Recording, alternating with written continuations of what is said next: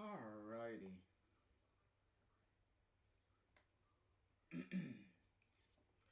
Alright.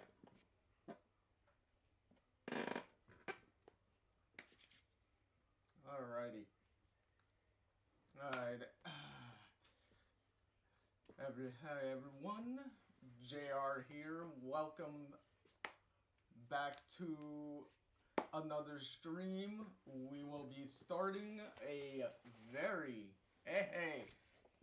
a long journey today with as you can see, the beginning of Mass Effect.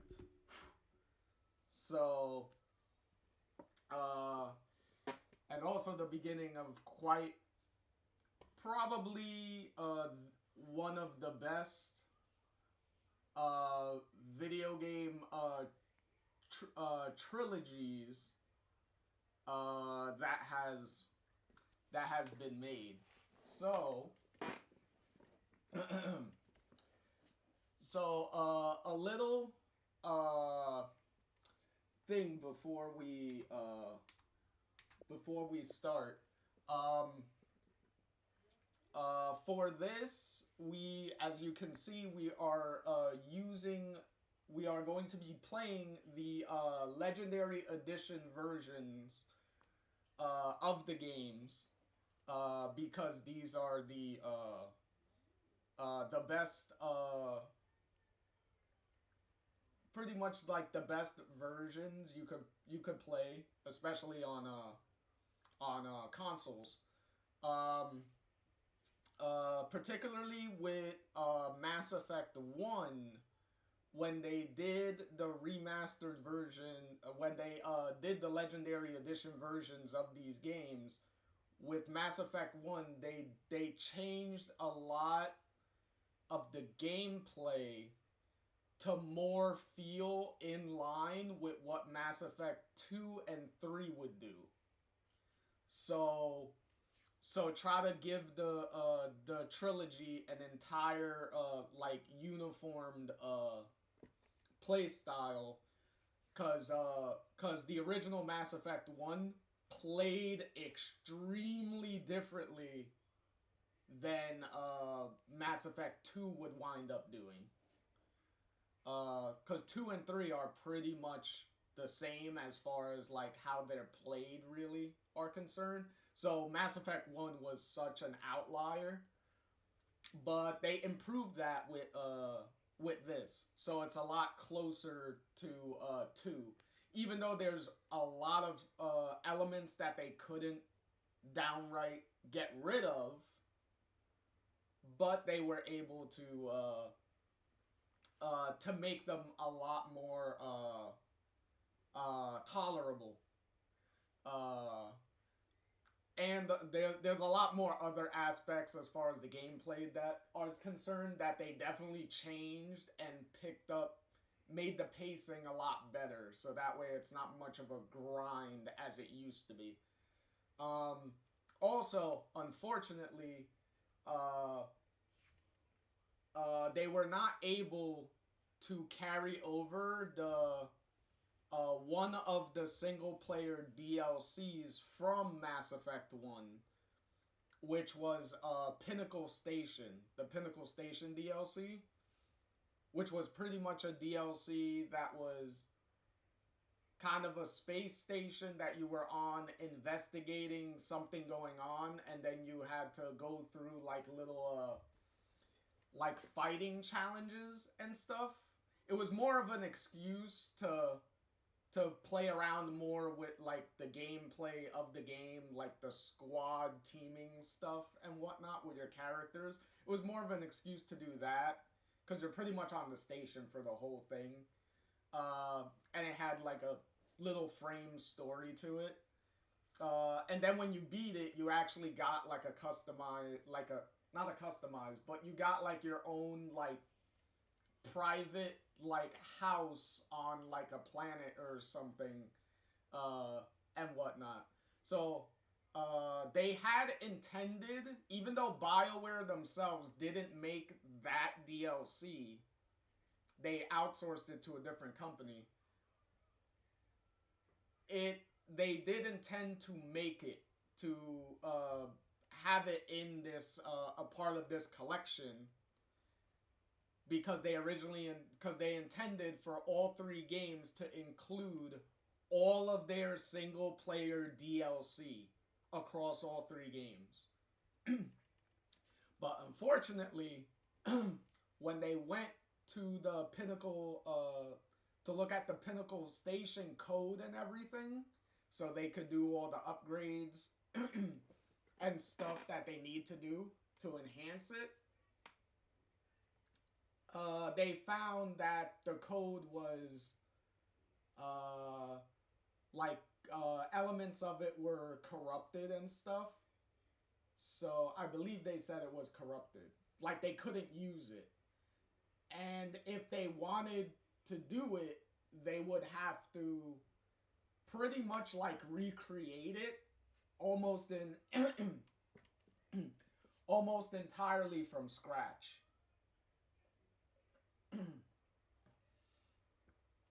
Which would mean delaying the entire collection and everything and whatnot. So unfortunately they weren't able to do it. But the good thing is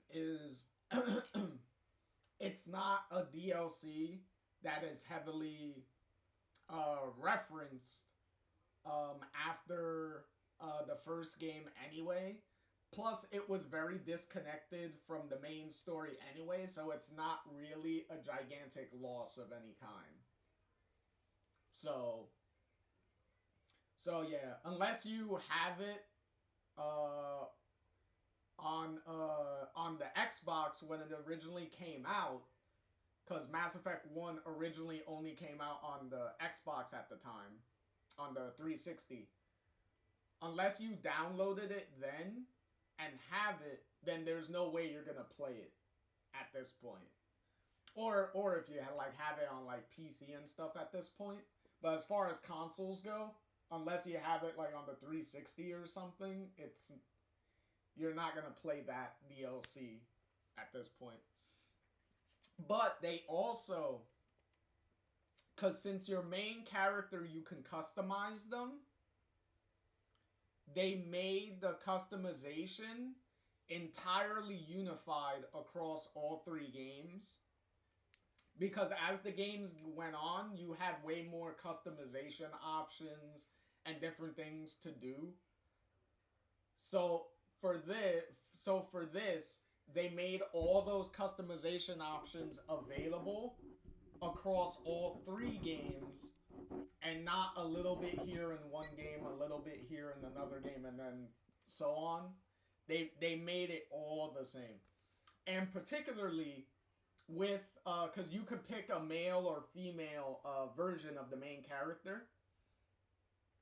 If you, for the female version, I believe the female version of the main character didn't have a default, even though you can customize it, each one of them do have a like a default look, like a standard look.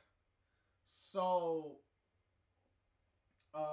the female version didn't really have one until I believe I think by the third game. Because in the third game, they did marketing and stuff, where the marketing switched between, like, the female and male version of the character. So they took that default that they finally settled on and made that a default option for the female version across all three games. So that way her default look is consistent across all three.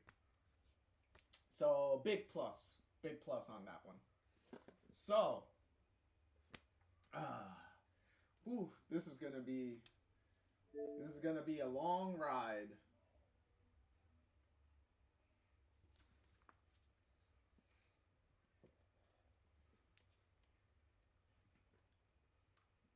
Let's see.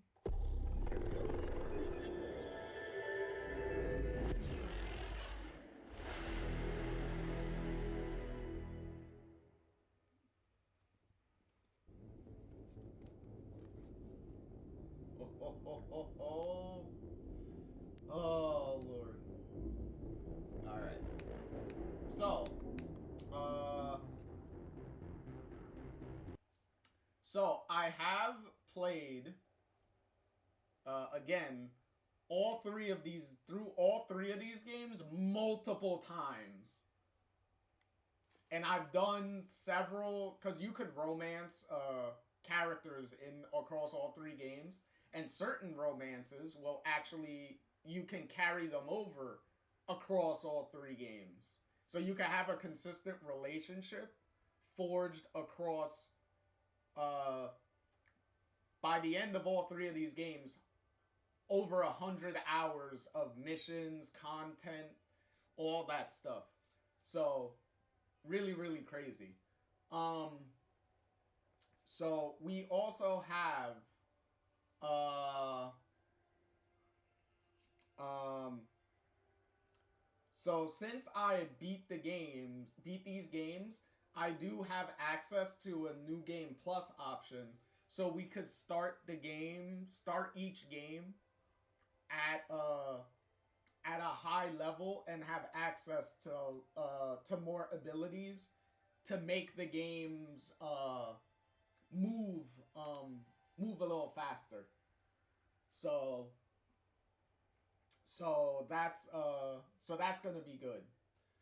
Um, Also, technically, if you achieved certain achievements and stuff in these games, also, it actually would unlock like additional bonuses and stuff. So the games do reward you for doing certain experimentation, uh, doing certain stuff with like weapons and things, like killing a certain amount of things with like different weapons and stuff, and you get like additional bonuses and stuff. So, yet another reason why I loved going through all three of these games multiple times. Um, Plus, I loved doing the different relationships and how those relationships change up certain things. Because depending on the people you bring with you during certain missions and stuff, you'll actually have access to different like conversations and dialogue that will happen throughout those missions. So, which can lead you to gaining more additional context and information in certain things. So, really, really cool stuff. So let's jump into Mass Effect 1 here.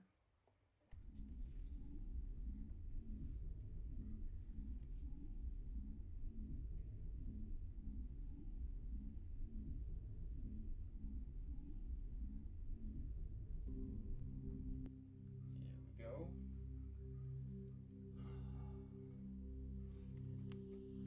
And yes, this original game did come out all the way back in 2007. I remember when these things were new.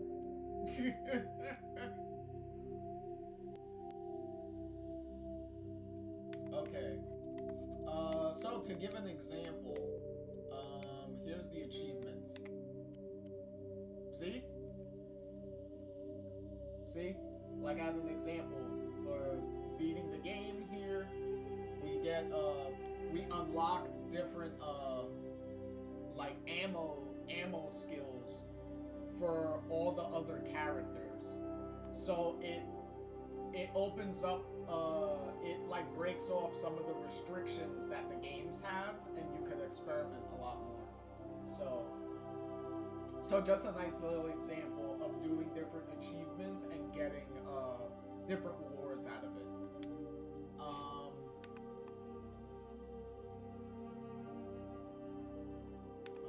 Let's see, is everything okay? Well, that's good. Yep. Yeah, we'll just keep it regular. Let the squad mates and stuff do whatever they gotta do. so that way I don't have to keep babysitting them to do things that I need them to do. Okay, so we go start new career. Welcome to Alliance Military Database. Classified information requested. Establishing secure connection. Secure connection confirmed. Alright, so these are the default male and female versions. And that is their names. Their actual name, default names are John and Jane Shepard. Because, you know, John Doe, Jane Doe. A little cheekiness going on with BioWare on that one. But in-game, all of the characters will refer to the main character as Shepard. So the only thing you can really change, I believe, is their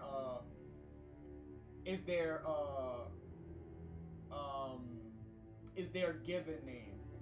So their surname or last name is always going to be Shepard, because they vocally call him that, like everybody in the game. So, all right. So we're going to be using existing DNA. So this is what we're going to use. As you can see, the last time I played through this was when this collection came out in 2021.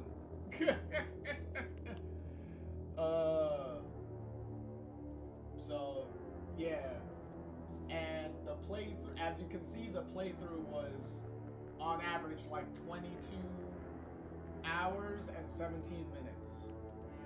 Because that was completely fresh, because you had to obviously start everything all fresh. The good thing about this is they also made leveling up a lot faster in the game, because technically getting, I believe the max level is 60 in this game, in these games, I believe. So getting to 55 on your first playthrough originally was like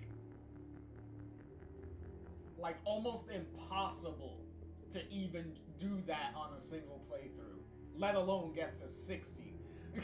So they really favored doing it.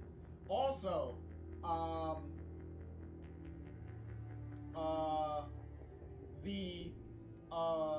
since we're gonna be using female Shepard here, which I've played male Shepard like to death so many times. I actually, when this collection came out, was the first time I actually played through all 3 games as a female Shepard.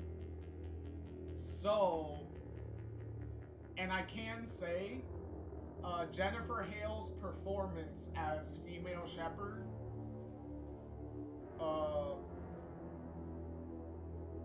was a lot better. Was better than the male Shepard was right out the gate. Like, I forget who voiced male Shepard, but his performance wasn't bad. He definitely got a lot better as the games went on. But Jennifer Hale, for her Shepard, she was great pretty much from the beginning, which also makes sense because by this time Jennifer Hale was a pretty accomplished voice actress even before this game. So the experience definitely showed right out the gate. So we'll go with that one. Since that's also the only save file I have, because that's the only version of the game I did. That's the only character I used. Well, what about Shepard? Earthborn, but no record of her family.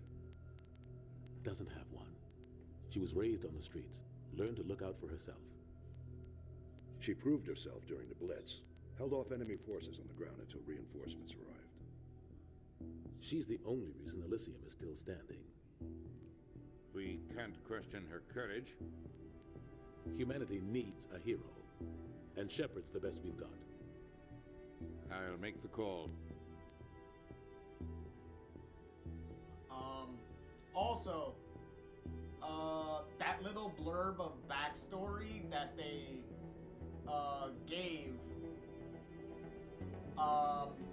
you could choose that when you're making a character from scratch. You could choose what your playstyle, what your initial playstyle is gonna be, and what your what your starting backstory is gonna be.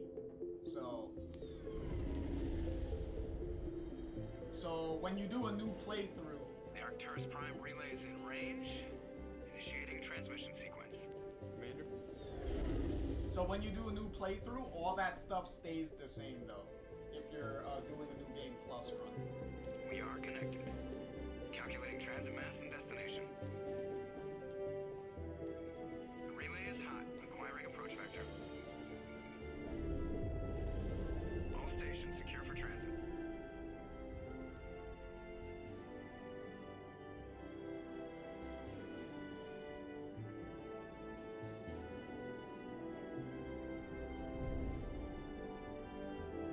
Board is green. Approach run has begun.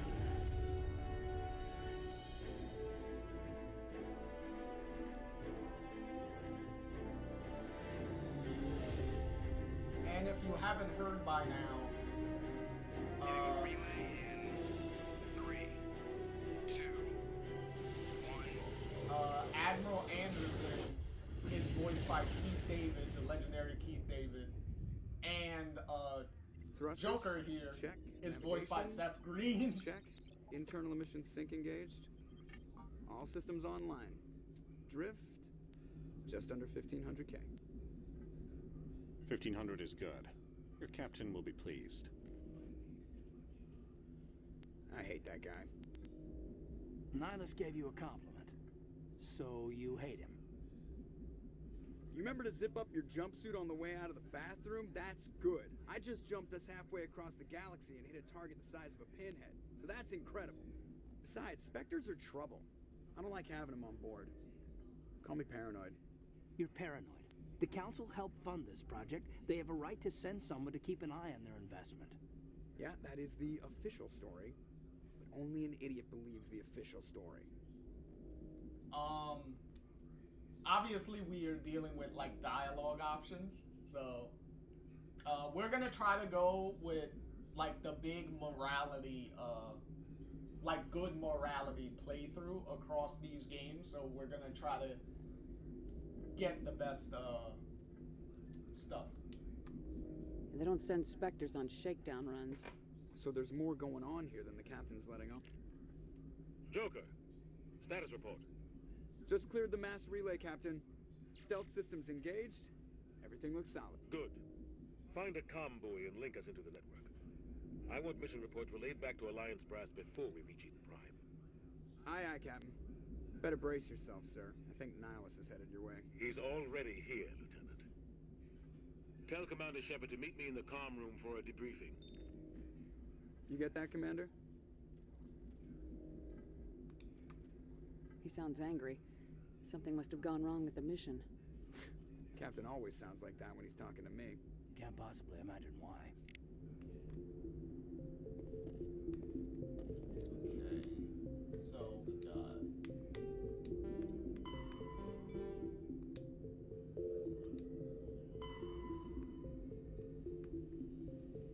backstory of the world.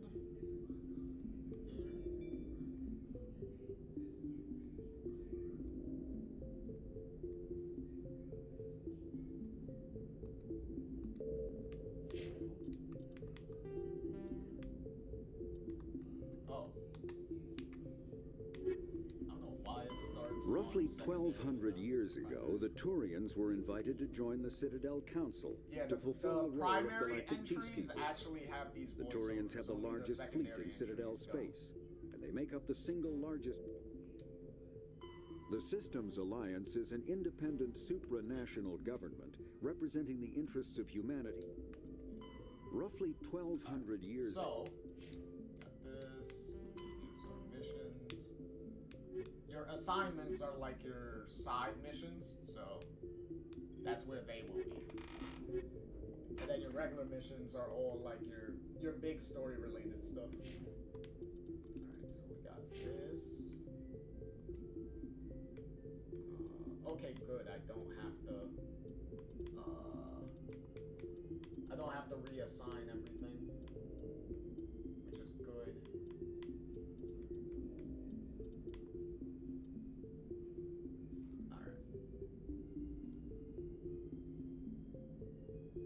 All right. So, okay,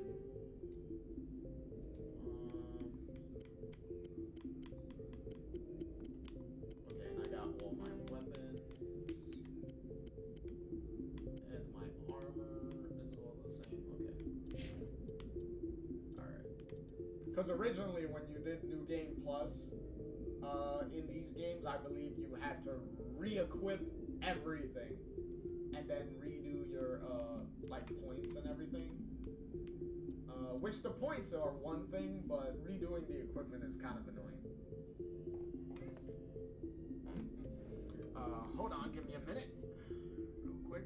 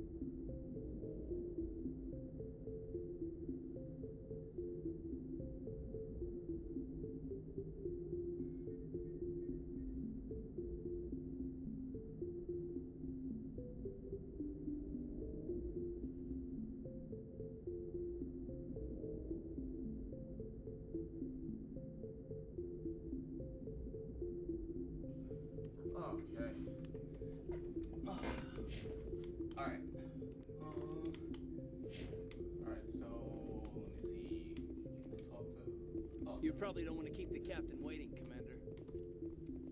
Okay. The captain's waiting for you in the comm room, Commander. Sometimes there'll be some dialogue. I'm telling you, I just saw him. He marched by like he was on a mission. These inspectors are always on a mission. And we're getting dragged right along with him. Relax, Presley. You're gonna give yourself an ulcer.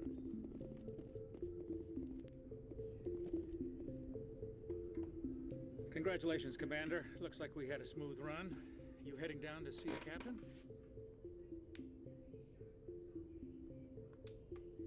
Sounds like you don't trust our Turian guest. Sorry, Commander. Just having a chat with Adams down at engineering. I didn't mean to cause any trouble. But you have to admit, something's odd about this mission. The whole crew feels it. You think the Alliance brass is holding out on us? If all we're supposed to do is test out the stealth system, why is Captain Anderson in charge? And then there's Nihilus. Spectres are elite operatives, top covert agents. Why send a Spectre, a Turian Spectre, on a shakedown run? It doesn't add up. What do you know about the stealth systems? I just know it masks our location from scans and sensors. Cutting-edge technology. The Normandy's the only ship with this prototype drive. But why are we fully staffed? A skeleton crew would be cheaper, less chance of security leaks too. Plus there's Nihilus. It's pretty obvious this shakedown run is just a cover. For what? Damned if I know, Commander. We're out here on false pretenses. I'm not a fan of being left in the dark. You don't trust Nihilus? I don't like Turians in general. It runs in my family. My grandfather fought in the First Contact War. Lost a lot of friends when the Turians hit us. That was 30 years ago. You can't blame Nihilus for that. No, I guess not. But it still makes me nervous to have a Spectre on board. Especially a Turian. We're an Alliance vessel, human military, but Nihilus doesn't answer to the captain like the rest of us. Spectres operate outside the normal chain of command. And they don't come along just to observe shakedown runs. Nihilus looks like he's expecting some heavy action. I don't like it. Do you have a problem with the captain? No, man. But I can't figure out what he's doing here. Captain Anderson is one of the most decorated Special Forces officers in the service. If he melted down all his medals, he could make a life-size statue of himself. You don't send a soldier like that on a do-nothing mission. He's treating this shakedown run too seriously. Something big is going on.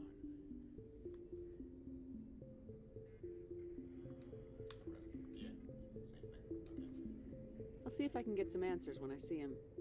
Good luck, Commander. Something I can do for you, Commander? Carry on, Presley. Yes, ma'am. I grew up on Eden Prime, Doc. It's not the kind of place Spectres visit. There's something Nihilus isn't telling us about this mission. That's crazy. The captain's in charge here. He wouldn't take orders from a Spectre. Not his choice, Doc. Spectres don't answer to anyone. They can do whatever they want. Kill anyone who gets in their way. Oh, you watch too many spy vids, Jenkins. What do you think, Commander? We won't be staying on Eden Prime too long, will we? I'm itching for some real action. I sincerely hope you're kidding, Corporal. Your real action usually ends with me patching up crew members in the infirmary. You need to calm down, Corporal. A good soldier stays cool even under fire. Sorry, Commander, but this waiting's killing me. I've never been on a mission like this before, not one with a Spectre on board. Just treat this like every other assignment you've had and everything will work out. Easy for you to say. You proved yourself in the Blitz. Everybody knows what you can do. This is my big chance. I need to show the brass what I can do. You're young, Corporal. You have a long career ahead of you. Don't do something stupid to mess it up. Don't worry, ma'am. I'm not gonna screw this up.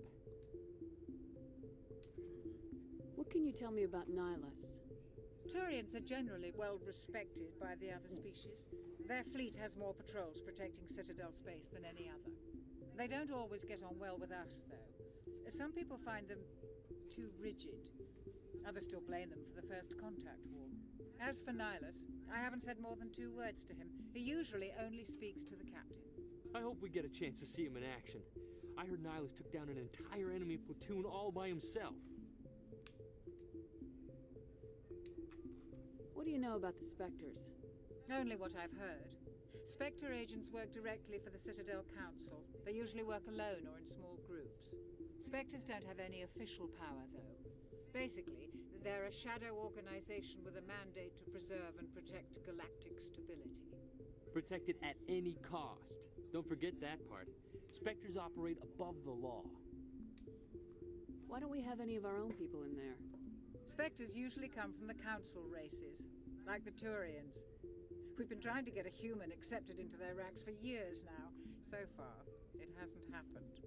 Hey, Commander, you'd make a good Spectre. You're a war hero, right? Held off an entire enemy fleet during the Blitz single-handed? That's the kind of talent the Spectres are looking for. This is all just wild speculation.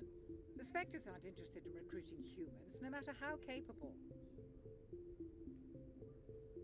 Okay, cool.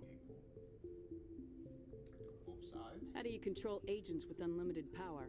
I suppose the Council could revoke the Spectre status of an agent who got out of hand. At that point, Citadel Security Services would take over. Those C-Sec grunts wouldn't stand a chance. The Spectres were 20 ordinary soldiers. The Spectres police themselves. An agent goes rogue, they send another agent to take him down. That's Spectre justice. The Corporal's confusing romantic legends with reality, Commander. Wait, that was the... Oh, How do you control agents? I suppose the Council could... C-Sec.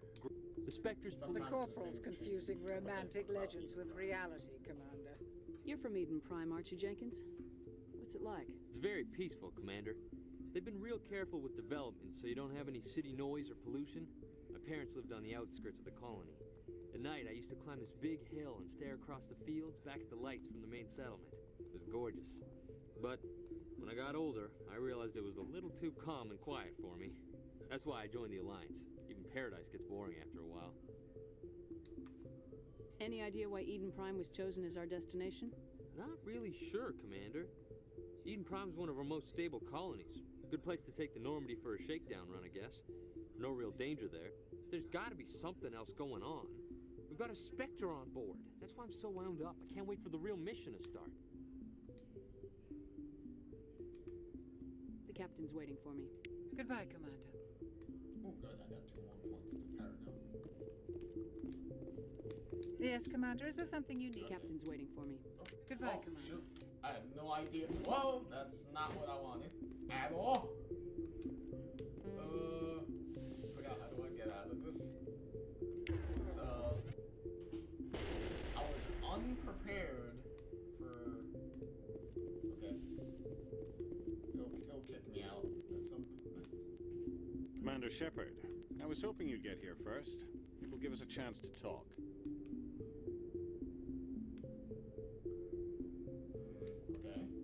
What about? I'm interested in this world we're going to. Eden Prime. I've heard it's quite beautiful. They say it's a paradise. Yes, a paradise. Serene, tranquil, safe. Eden Prime has become something of a symbol for your people, hasn't it?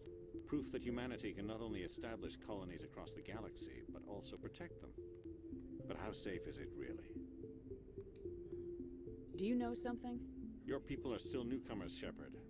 The galaxy can be a very dangerous place. Is the Alliance truly ready for this? I think it's about time we told the commander what's really going on. This mission is far more than a simple shakedown run. I figured there was something you weren't telling us. We're making a covert pickup on Eden Prime. That's why we needed the stealth systems operational. There must be a reason you didn't tell me about this, sir? This comes down from the top, Commander. Information strictly on a need-to-know basis. A research team on Eden Prime unearthed some kind of beacon during an excavation. It was Prothean. I thought the Protheans vanished 50,000 years ago. Their legacy still remains. The mass relays, the Citadel, our ship drives. It's all based on Prothean technology. This is big, Shepard. The last time humanity made a discovery like this, it jumped our technology forward 200 years. But Eden Prime doesn't have the facilities to handle something like this. We need to bring the beacon back to the Citadel for proper study. Obviously, this goes beyond mere human interests, Commander. This discovery could affect every species in Council space.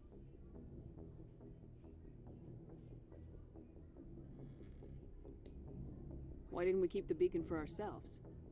You humans don't have the best reputation. Some species see you as selfish, too unpredictable, too independent, even dangerous. Sharing that beacon will improve relations with the Council. Plus, we need their scientific expertise. They know more about the Protheans than we do. Sounds about The right. beacon's not the only reason I'm here, Shepard. Nihilus wants to see you in action, Commander. He's here to evaluate you. Guess that explains why I bump into him every time I turn around. The Alliance has been pushing for this for a long time. Humanity wants a larger role in shaping interstellar policy. We want more say with the Citadel Council.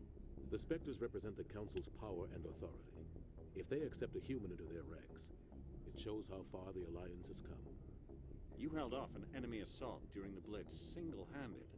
You showed not only courage, but also incredible skill. That's why I put your name forward as a candidate for the Spectres. Why would a Turian want a human in the Spectres? Not all Turians resent humanity. Some of us see the potential of your species. We see what you have to offer to the rest of the galaxy, and to the Spectres. We are an elite group. It's rare to find an individual with the skills we seek. I don't care that you're human, Shepard. I only care that you can do the job.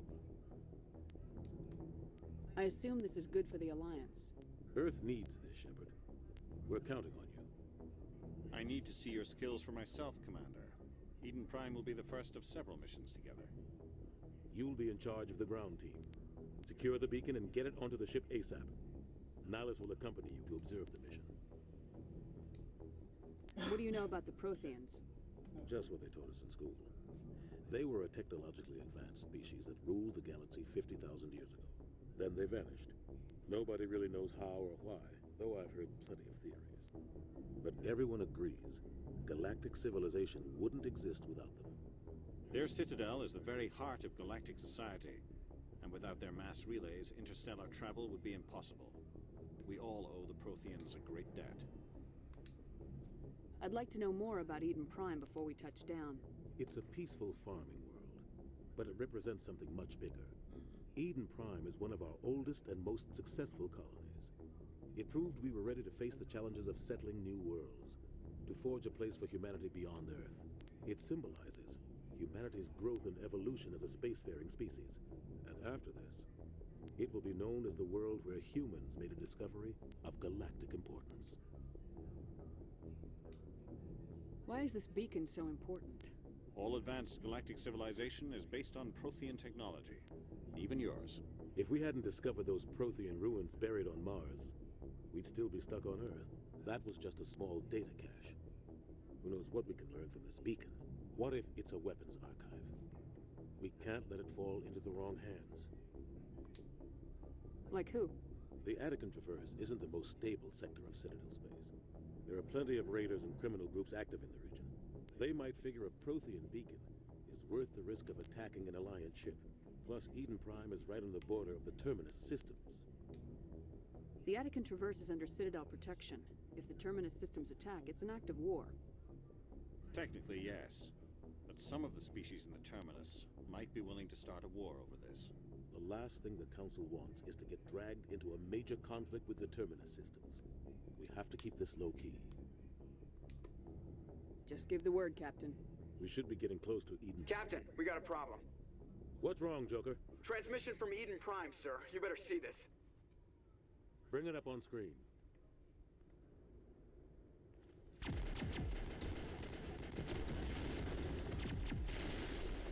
Get down!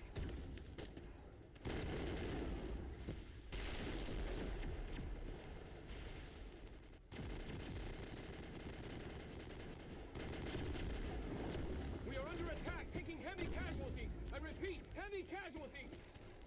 We can't. Get evac. They came out of nowhere. We need.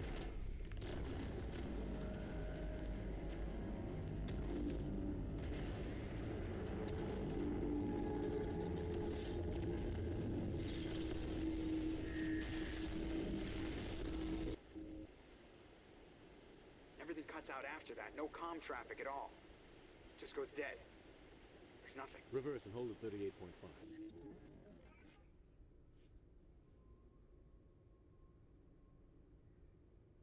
Status report. 17 minutes out, Captain. No other Alliance ships in the area.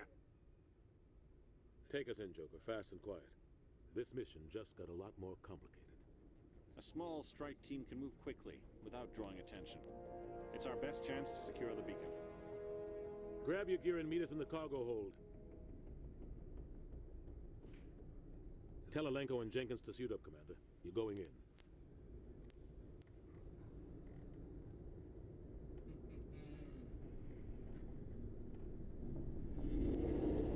Engaging stealth systems. Somebody was doing some serious digging here, Captain. Your team's the muscle in this operation, Commander. Go in heavy and head straight for the dig site. What about survivors, Captain? Helping survivors is a secondary objective. The beacon's your top priority. Approaching drop point 1. Nihilus, you're coming with us? I move faster on my own. Nihilus will scout out ahead. He'll feed you status reports throughout the mission. Otherwise, I want radio silence. We've got his back, Captain. The mission's yours now, Shepard. Good luck! We are approaching drop point 2.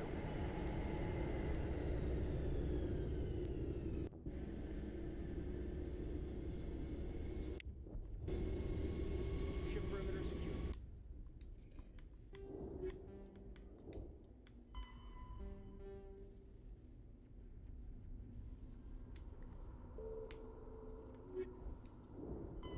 50,000 years ago, the Protheans were the only spacefaring species in the galaxy. Spectres are agents from the Office of Special Tactics and Reconnaissance, and answer only. Humanity's first contact with an alien race occurred in 2157. At that time, the Alliance allowed survey fleets to activate any dormant mass relays discovered. The terminus systems are located on the far side of the Attican Traverse, beyond the space administered by the Citadel Council or claimed by the...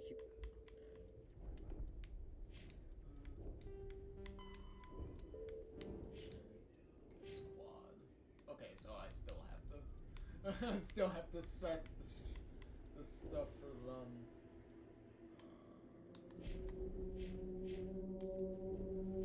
See, this is what I mean.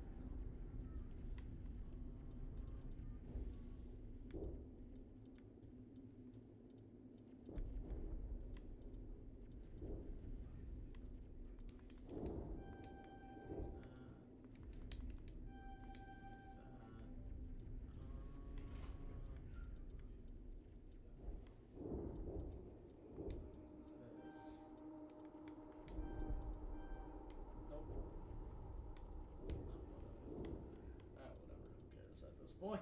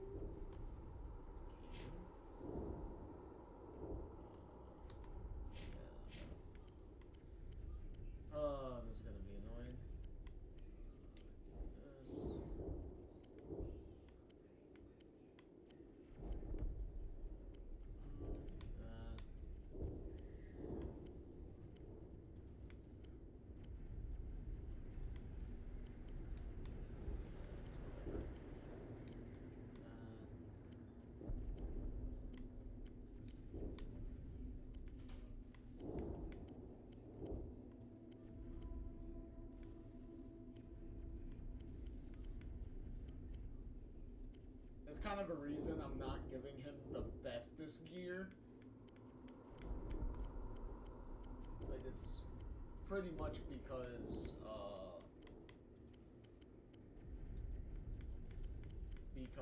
we're going, because with the characters and stuff that we're going to get as the game goes on, there's gonna be better squad mate options than some of these guys. So like, yeah, I'll give you something now, but I ain't gonna fucking keep you to it.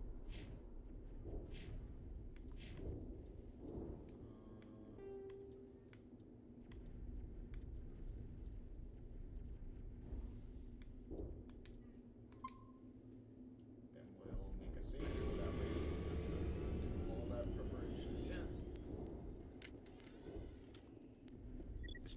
What the hell are those?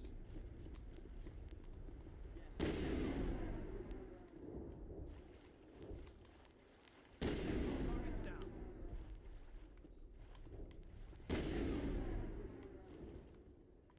Not now, Commander.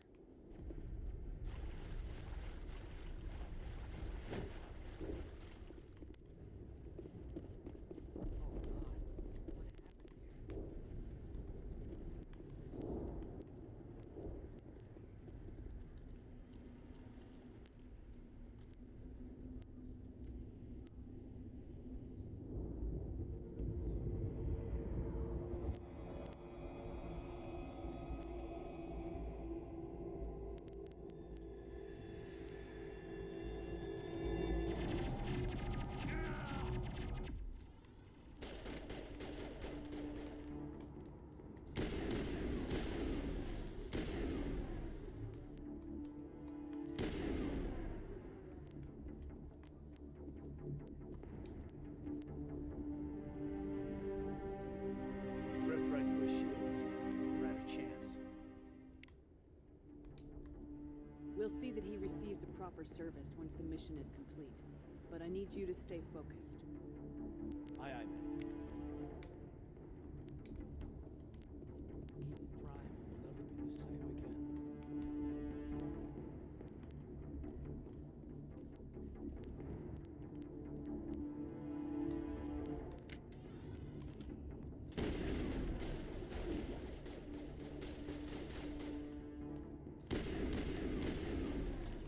Good thing is, as you can see, the game doesn't Got use some burned out buildings here, Shepard. ammo. A lot of bodies.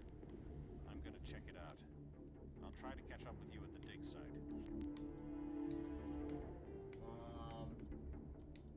Like it's pretty much a Kinetic barriers, more commonly called shield.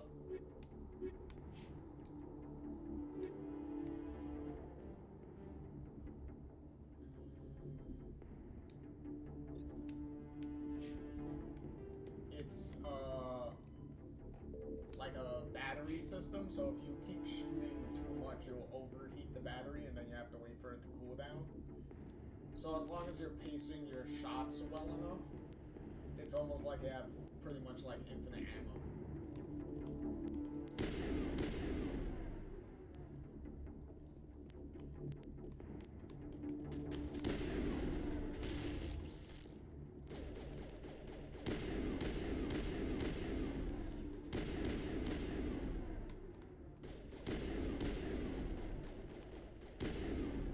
You guys are in the way.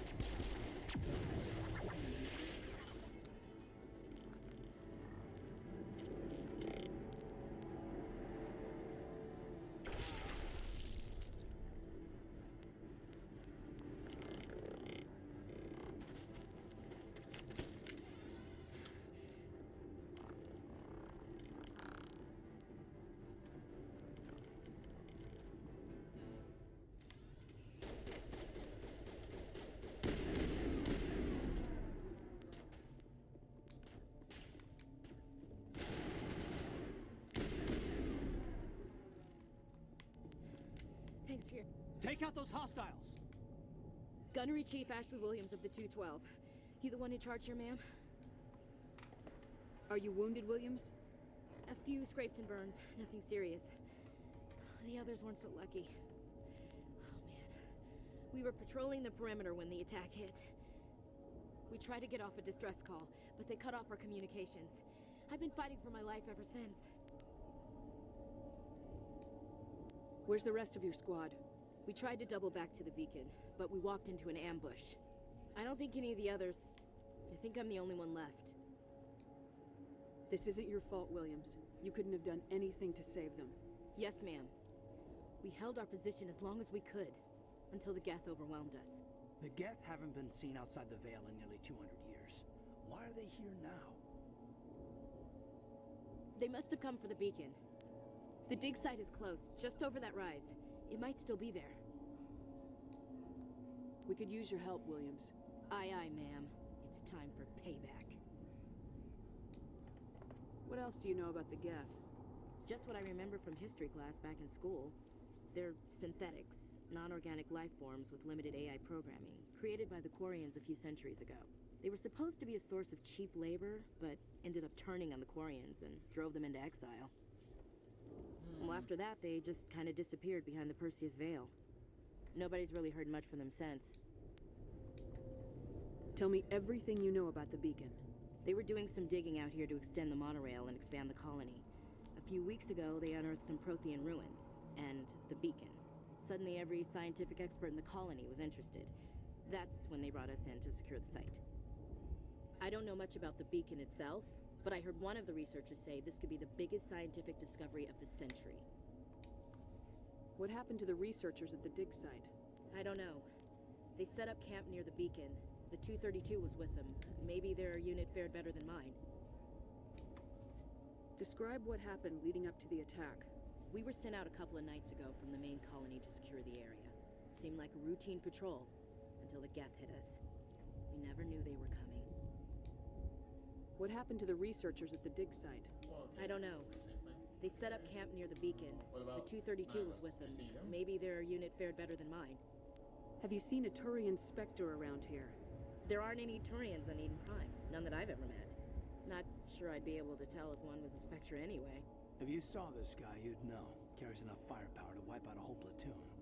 Luckily, he's on our side. Sorry. Like I said, no Turians. Okay, so let's go. Move out! Alright. Ooh, got 4 points for that one. Yeah, I already know about that. Grab this stuff first. The beacon's at the far end of this trench.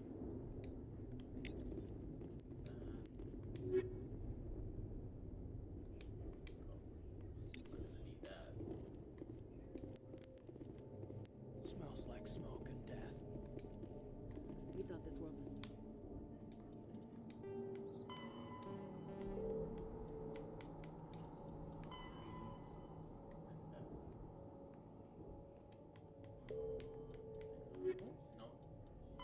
The Geth are a humanoid race of networked AIs. They were created by the Quarians 300 years ago as tools of labor.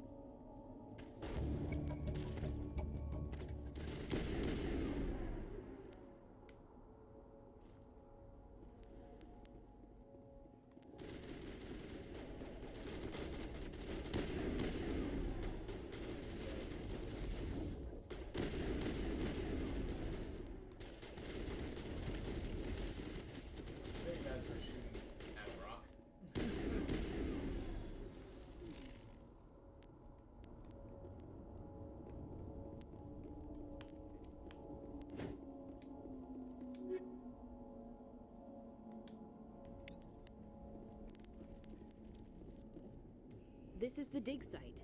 The beacon was right here. It must have been moved. By who? Our side or the Geth? Hard to say. Maybe we'll know more after we check out the research camp. You think anyone got out of here alive? If they were lucky. Maybe hiding up in the camp. It's just on the top of this ridge, up the ramps. Change. That man was still alive when they stuck him with a spike. Killing us isn't enough. Combat hard suits use a dual-layer system to protect the...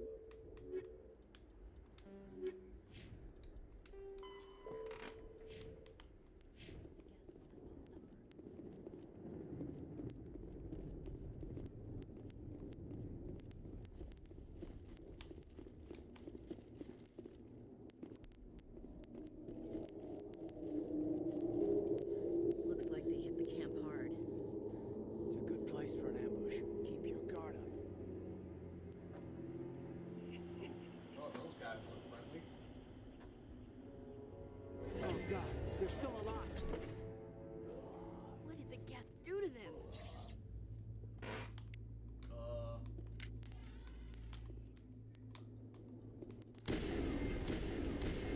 Whatever it is, we're gonna give them a quick death at this point.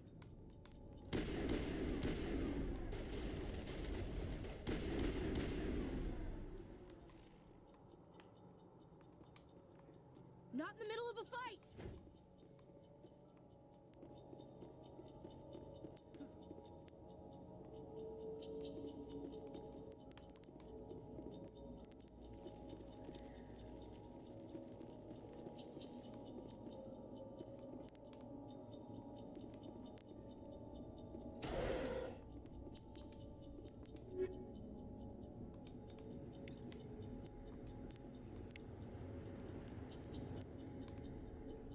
I do appreciate how the gear and stuff that you pick up That door, it's closed. in New Game Security box Plus engaged. actually, like, it scales to whatever like level you're at. So even though you're at the beginning of the game, you're still getting late game gear. So that way you're not constantly like, oh, this is all the bad stuff, all the like beginner shit, and it's just a waste of time.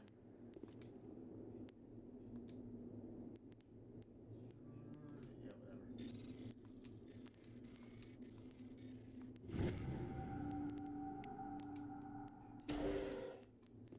Humans. Thank the Maker. Hurry, close the door before they come back. Don't worry. We'll protect you. Thank you. I think we'll be okay now. It looks like everyone's gone. You're Dr. Warren, the one in charge of the excavation. Do you know what happened to the beacon? It was moved to the spaceport this morning. Manuel and I stayed behind to help pack up the camp. When the attack came, the Marines held them off long enough for us to hide. They gave their lives to save us. No one is saved. The age of humanity is ended. Soon, only ruin and corpses will remain. Okay. What else can you tell me about the attack? It all happened so fast. 1 second we were gathering up our equipment. The next we were hiding in the shed while the Geth swarmed over the camp. Agents of the destroyers, bringers of darkness, heralds of our extinction. We could hear the battle outside. Gunfire, screams. I thought it would never end. Then everything went quiet. We just sat there, too afraid to move, until you came along. Did you notice a Turian in the area? I saw him, the Prophet, leader of the enemy. He was here before the attack. That's impossible. Nihilus was with us in the Normandy before the attack. He couldn't have been here. I'm sorry, Manuel's still a bit unsettled. We haven't seen your Turian. We've been hiding in here since the attack. The assistant's pretty suspicious. Can you tell me anything about the beacon? It's some type of data module from a galaxy-wide communications network. Remarkably well preserved. It could be the greatest scientific discovery of our lifetime. Miraculous new technologies, groundbreaking medical advances. Who knows what secrets are locked inside? We have unearthed the heart of evil, awakened the beast, unleashed the darkness. Manuel, please. This isn't the time. What's wrong with your assistant? Manuel has a brilliant mind, but he's always been a bit unstable. Genius and madness are two sides of the same coin. Is it madness to see the future? To see the destruction rushing towards us? To understand there is no escape? No hope? No. I am not mad. I'm the only sane one left. I gave him an extra dose of his meds after the attack.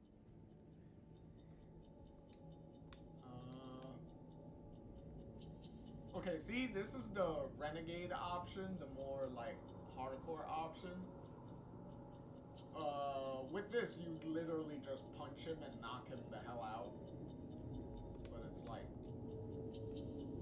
let's just leave the guy alone.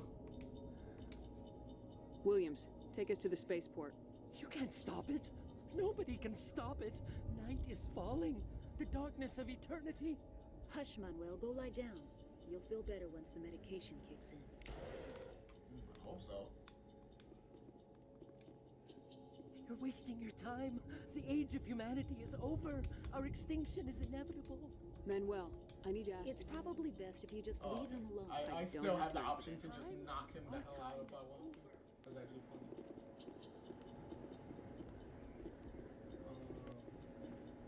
Leave him alone. The poor guy is having a very bad day. Let's not make it worse.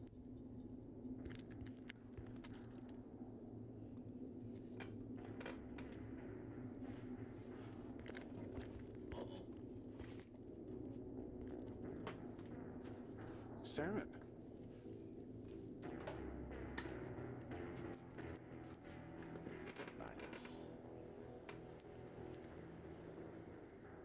This isn't your mission, Saren. What are you doing here? The Council thought you could use some help on this one. I wasn't expecting to find the Geth here. The situation's bad. Don't worry. I've got it under control.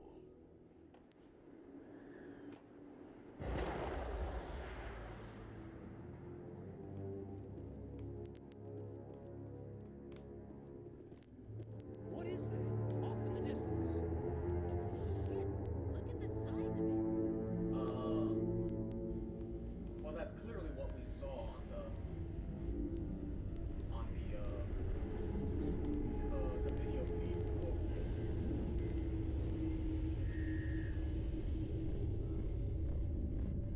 Okay, now.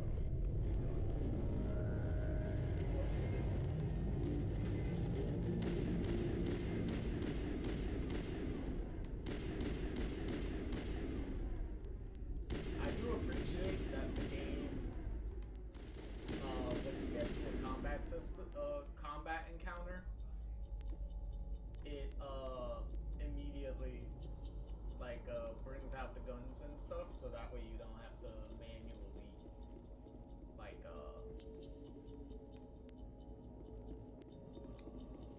bring it out and then risk getting shot while you're doing it.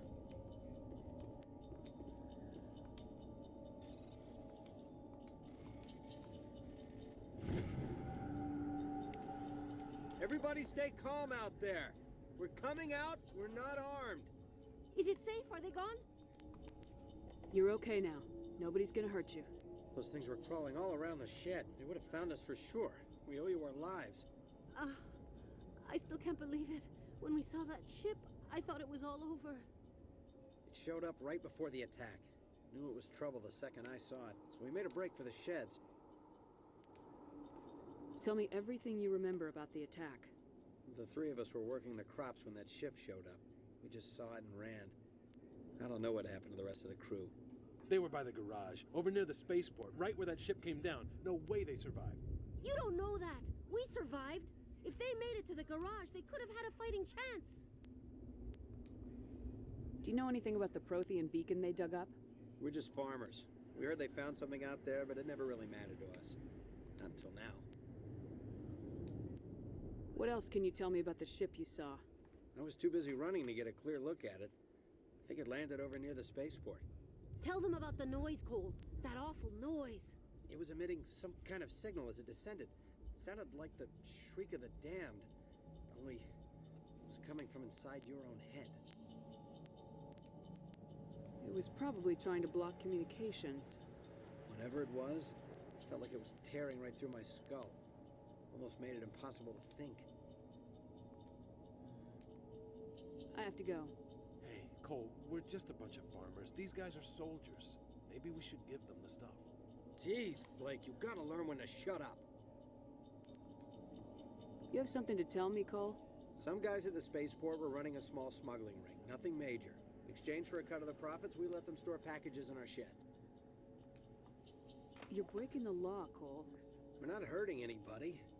Hell, most of the time I don't even know what's in the packages. Just thought there might be something we could use. I found a pistol. Figured it would come in handy if those things came back. You'll probably get more use out of it than we will. Okay. See, this is where you're, in certain dialogue options, depending on how high or low your morality is, between Paragon with the blue and Renegade with the red, certain conversations may unlock hidden dialogue options. And obviously the blue and red highlights pretty much tell you what type of reaction you're going to have. So, we'll go with the Paragon option. We're risking our lives to save this colony. You sure there's nothing else in here that could help us out? Yeah, there's one more thing. I was gonna sell it after this was over, but you probably deserve it more than I do. Who's your contact at the spaceport, Cole? What's his name? He's not a bad guy. I don't want to get him in trouble. Besides, I'm not a snitch. He might have something to do with this whole attack, Cole. We need his name. It's important. Yeah, okay, you're right. His name's Powell. Works the docks at the spaceport, if he's still alive. Okay, good. I have to go. Good luck. Okay. That's a weapon. I don't think that's...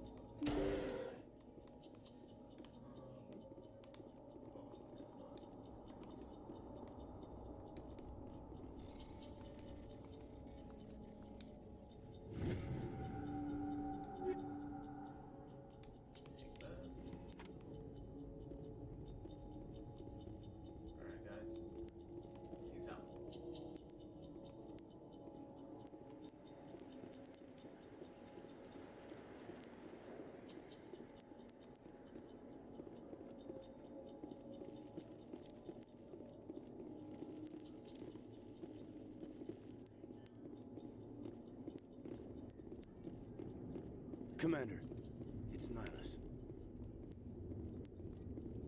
Something's moving, over behind those crates. Wait! Don't shoot! I'm one of you! I'm human! Sneaking up on us like that nearly got you killed. I'm sorry, I was hiding from those creatures. My name's Powell. I saw what happened to that Turian. The other one shot him. I need to know how Nihilus died. The other one got here first. He was waiting when your friend showed up. He called him Saren. I think they knew each other. Your friend seemed to relax. He let his guard down. And Saren killed him. Shot him right in the back. I'm just lucky he didn't see me behind the crates. We were told a Prothean beacon was brought to the spaceport. What happened to it? It's over on the other platform. Probably where that guy Saren was headed. He hopped on the cargo train right after he killed your friend. I knew that beacon was in trouble. Everything's gone to hell since we found it. First that damn mothership showed up, then the attack. They killed everyone. Everyone. If I hadn't been behind the crates, I'd be dead too.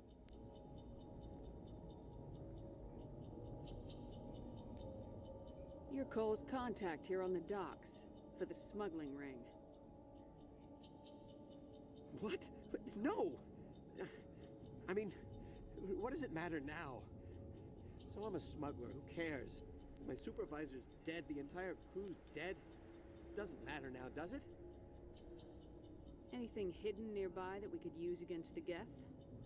A shipment of grenades came through last week. Nobody notices if a few small pieces go missing from the military orders. You greedy son of a bitch! We're out here trying to protect your sorry ass, and all you can think about is how you can rip us off? I never thought you'd actually need those grenades. Who'd want to attack Eden Prime? We're just a bunch of farmers. How was I supposed to know? Forget about him. He's not worth it. You're lucky the commander's here, pal. Hand over those grenades. They're yours. Take them. My smuggling days are over, I swear. A lot of Marines died here, Powell. Those grenades could have come in handy. If I were you, I'd think of some way to make it up to them. Yeah, okay. There is something else I was saving. Could be worth a fortune. Experimental technology, top of the line. Take it. I don't need it. I didn't want anyone to get hurt. Really, I'm sorry. Tell me about the Geth attack. It was quick. 1 minute the ship Really was descending, shows the the, next. Those Geth were swarming over the platform. Thousands of them. They must have been inside that mothership. They shot anything that moved. It was a massacre. The variety and stuff. How come you're the only one who survived? Why didn't anyone else try to hide behind the crates? They never had a chance. I was already behind the crates when the attack started. Wait a minute. You were hiding behind the crates before the attack? Sometimes I need a nap to get through my shift.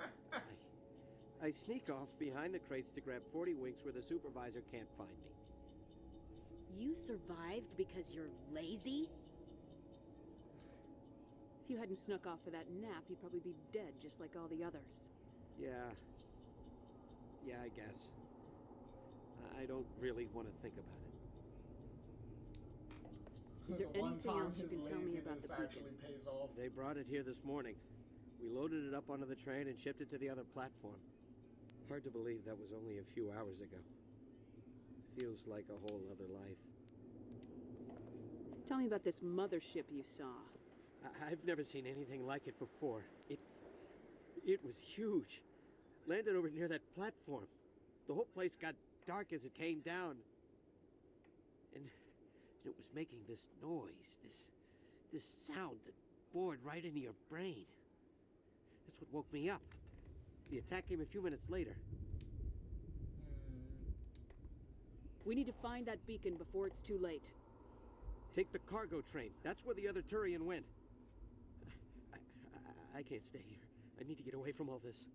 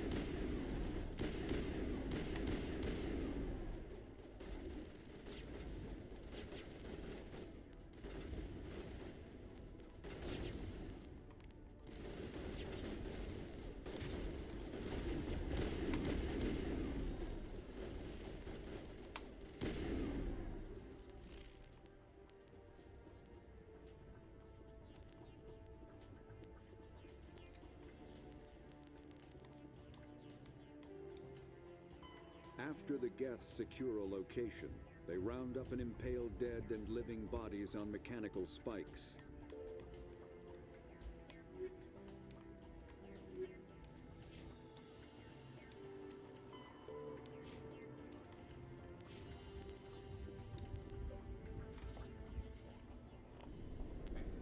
I'm back while I use these controls.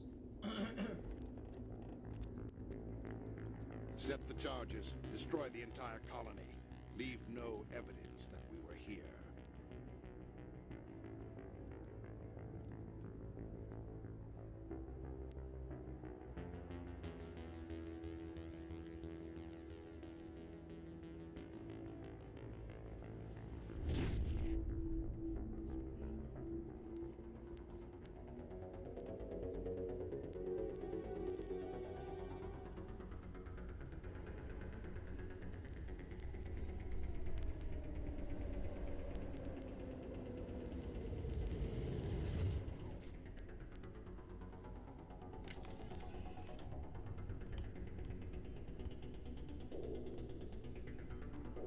Demolition charges. The Geth must have planted them. Hurry! We need to find them all and shut them down.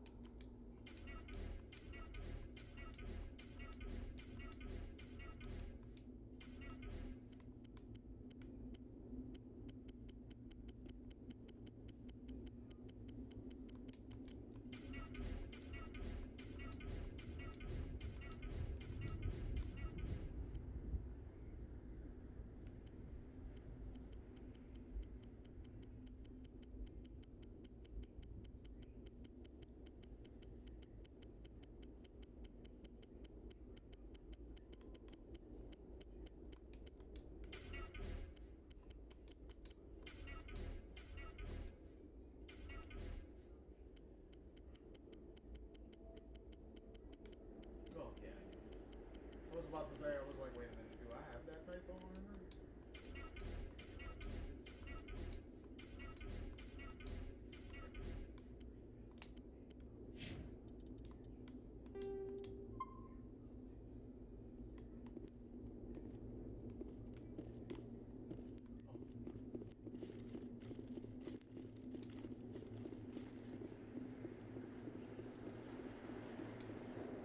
Storage locker.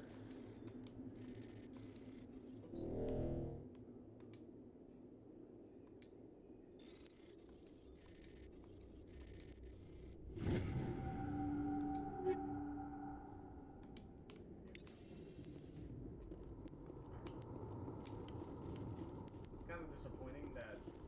Oh, okay, there you go.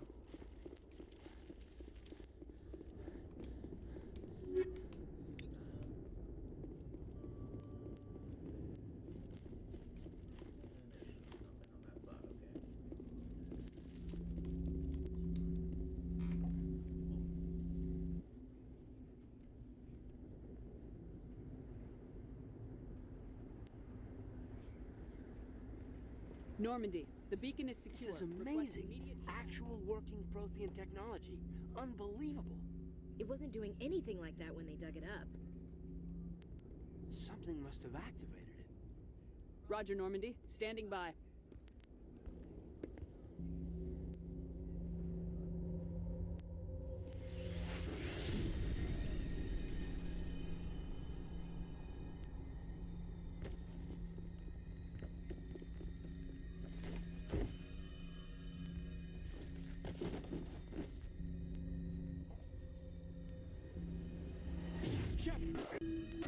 No, don't touch it. It's too...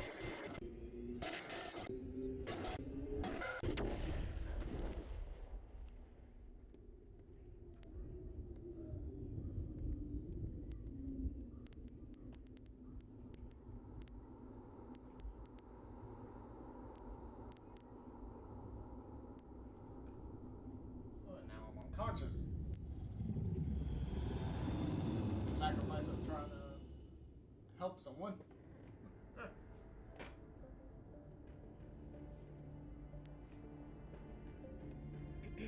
We identified the ship that touched down on Eden Prime.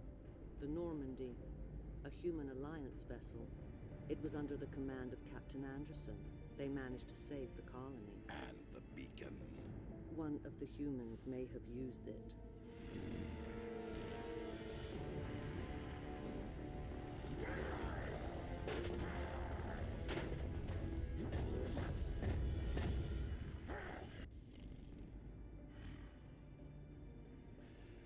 This human must be eliminated.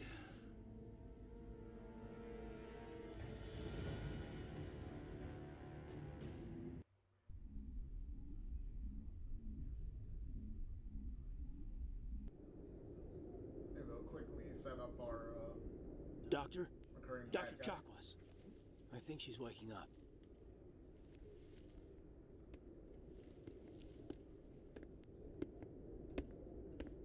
You had us worried there, Shepard. How are you feeling? Minor throbbing. Nothing serious.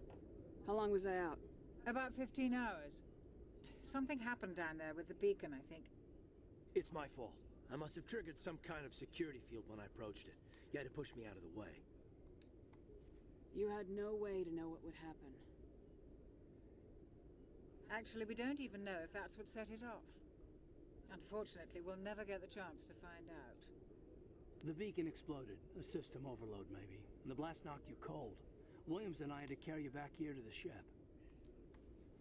I appreciate it. Physically, you're fine. But I detected some unusual brain activity. Abnormal beta waves. I also noticed an increase in your rapid eye movement. Signs typically associated with intense dreaming. I saw... I'm not sure what I saw. Death, destruction... Nothing's really clear. I better add this to my report. It may... Oh, Captain Anderson. How's our XO holding up, Doctor? Well, all the readings look normal. I'd say the commander's going to be fine. Glad to hear it. Shepard, I need to speak with you. In private. Aye, aye, Captain.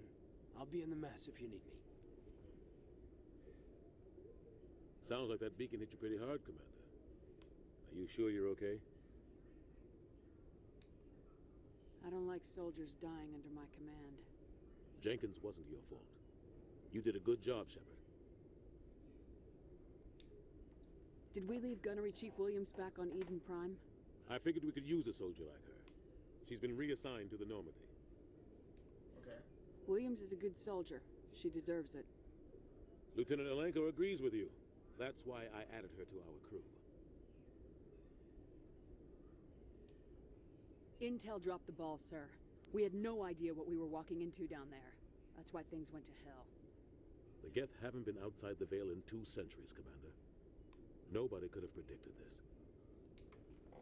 You said you needed to see me in private, Captain? I won't lie to you, Shepard. Things look bad. Nihilus is dead. The beacon was destroyed and Geth are invading. The Council's going to want answers. I didn't do anything wrong, Captain. Hopefully the Council can see that. I'll stand behind you and your report, Shepard. You're a damned hero in my books. That's not why I'm here. It's Saren, that other Turian. Saren's a Spectre, one of the best, a living legend. But if he's working with the Geth, it means he's gone rogue. A rogue Spectre's trouble. Saren's dangerous, and he hates humans. Why? He thinks we're growing too fast, taking over the galaxy. A lot of aliens think that way. Most of them don't do anything about it. But Saren has allied himself with the Geth. I don't know how, I don't know why. I only know it had something to do with that beacon. You were there just before that beacon self-destructed. Did you see anything? Any clue that might tell us what Saren was after?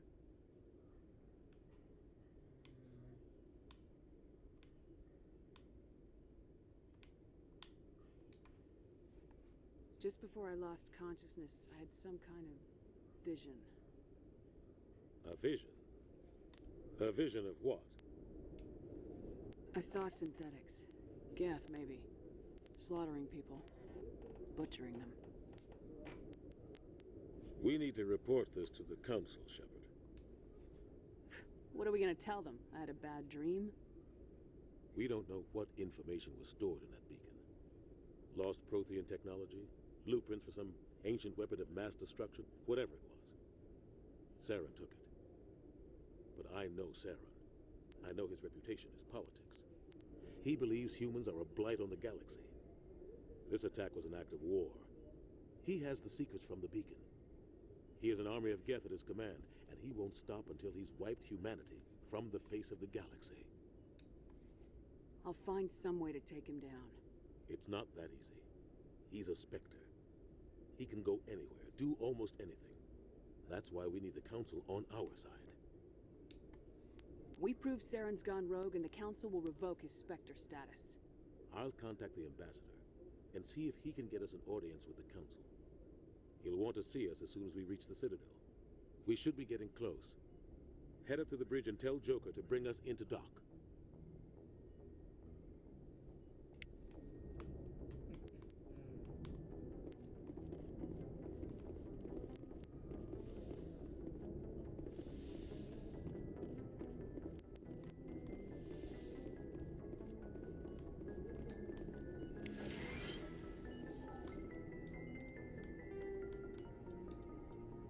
The Citadel is an ancient deep space station, presumably constructed by the Protheans.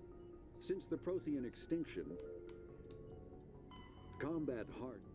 Medigel is a common medicinal salve used by paramedics, EMTs, and military personnel. It combines several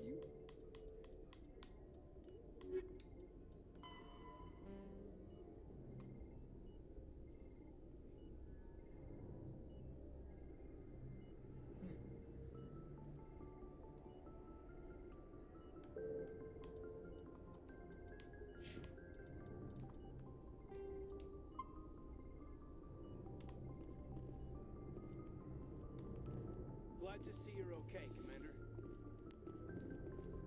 Commander, I'm glad to see you're okay. Losing Jenkins was hard on the crew, and I'm glad we didn't lose you too. Things were pretty rough down there. Yeah, you never get used to seeing dead civilians. Doesn't seem right somehow. But at least you stopped Saren from wiping out the whole colony. I couldn't have done it without you. We're Marines. We stick together. And I'm just sorry that we lost Jenkins. Yeah, I wish I could have done something to save him.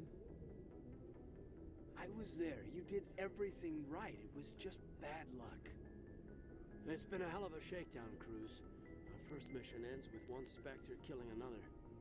The Citadel Council's not going to be happy about that. Probably use it to lever more concessions out of the Alliance. You've got a good grasp of the situation. You a career man?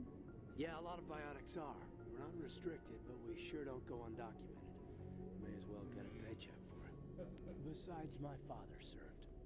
I made him proud when I enlisted. Eventually. But is that why you're here? Because of your family? I never met my parents. If they wanted to see me, they'd have contacted me after that mess a few years back. Oh, that's right, the Blitz. Imagine that bought you any post in the fleet. Word is we're heading for the Citadel, ma'am. Can you, tell me why? The captain hopes the ambassador can get an audience with the council. Tell them what Saren's been up to. Makes sense. They'd probably like to know he's not working for them anymore. Whatever happens, we'll be ready, Commander. Okay. Joker's waiting for you on the tidbit bridge. Of the when they mentioned Shepard's parents and stuff, that is actually determined by what your backstory is. So depending on the backstory you chose, you can actually have a backstory that actually does have your parents being around, and I believe it's your mother that you actually would have like a dialogue with, like a I believe it's on the like voice chat or whatnot, and like they'll actually have fully voiced like lines and stuff. I believe they're like an admiral or something in the military and stuff.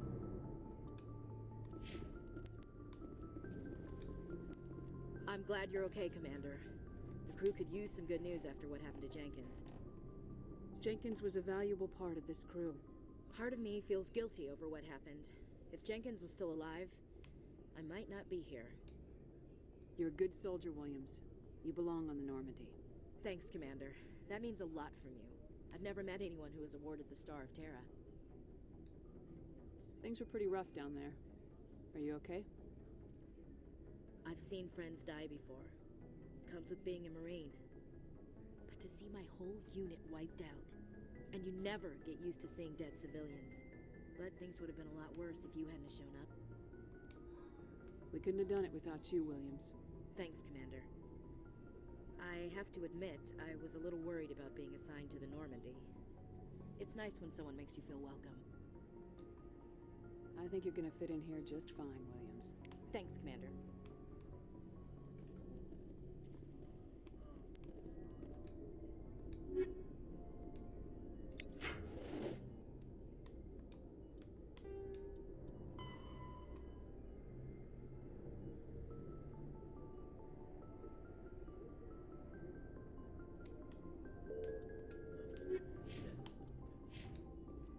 Yes, Commander?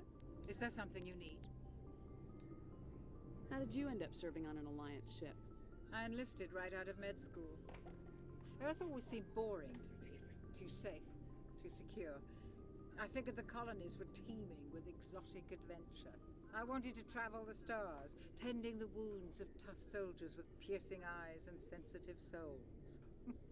Turns out military life isn't quite as romantic as I'd imagined. But humanity needs the Alliance if we want to keep expanding through the Traverse. And the Alliance always needs good doctors. So I stayed on to do my part. Ever think you made the wrong choice? Sometimes I think about opening a private practice back on Earth. Or maybe taking a position at one of the new med centers out in the colonies. But there's something special about working on soldiers. If I left the Alliance now, I'd feel like I was abandoning them. What do you know about Captain Anderson? I've served with him for a few tours now. He knows when to let things slide and when to crack the whip. The crew knows he's seen pretty much anything they'll ever run into. And he cares about the people under his command. How well do you know the lieutenant? I'd never worked with him before this mission. But he has an impressive service record. Over a dozen special commendations. Tends to keep to himself, though. Maybe because of the headaches. It's not easy being an L2. What does that have to do with it? Well, most biotics now use the L3 implants. Lieutenant Alenko was wired with the old L2 configuration. Sometimes there are complications. What kind of complications? Severe mental disabilities, insanity, crippling physical pain. There's a long list of horrific side effects. Caden's lucky. He just gets migraines.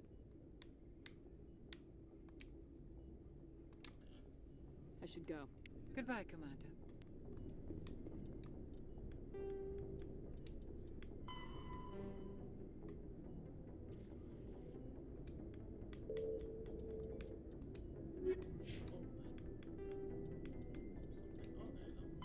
Biotics is the ability of rare individuals to manipulate dark energy and create mass effect fields through the use of electrical impulses from the brain.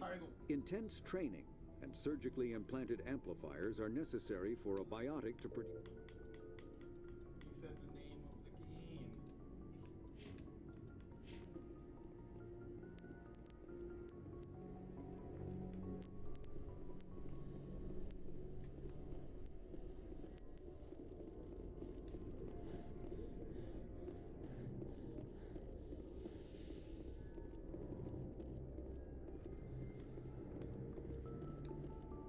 Go speak to Joko when you're ready. Tell him to bring the Normandy into dock. The ship isn't that big, so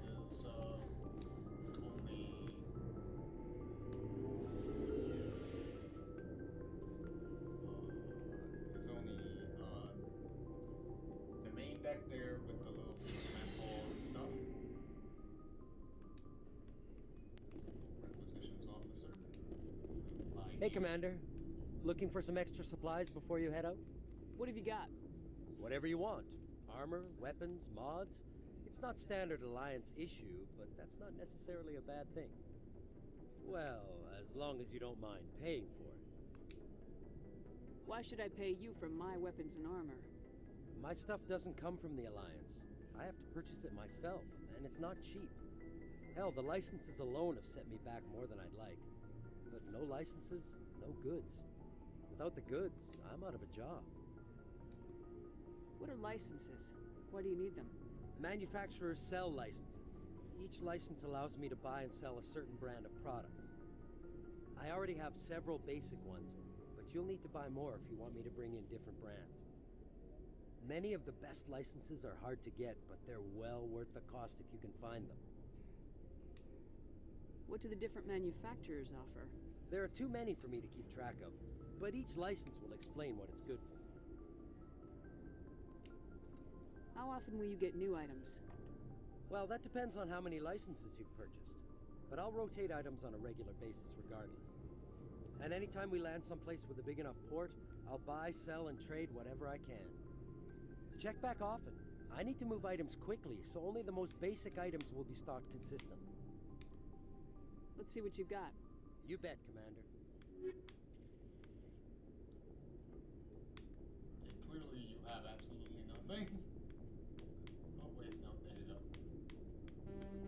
It had to be a minute for it to register that I already have like the items and stuff already. That I have those licenses. Oh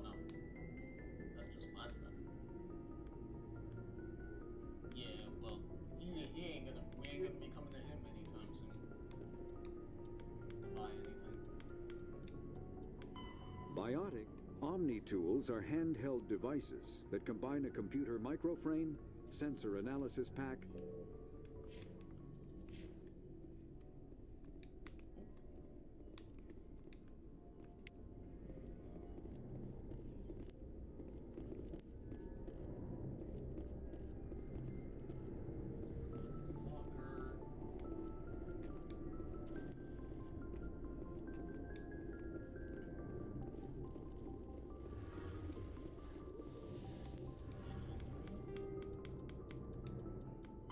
The Mako infantry fighting vehicle was designed for the System Alliance's frigates. Though the interior is cramped, an M30...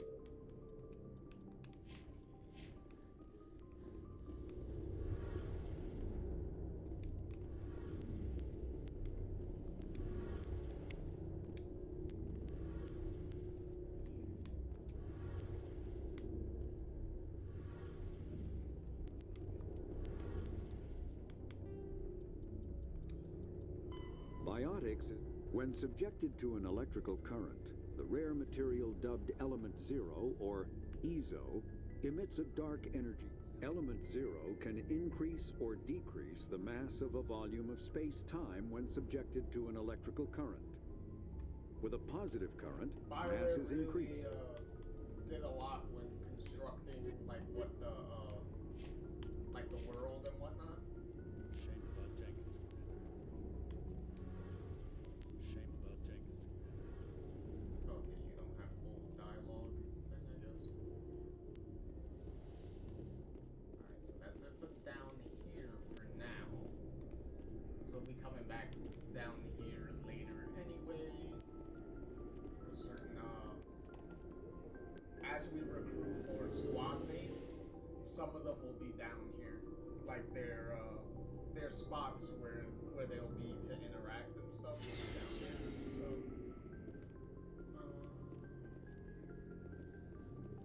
just got to go upstairs.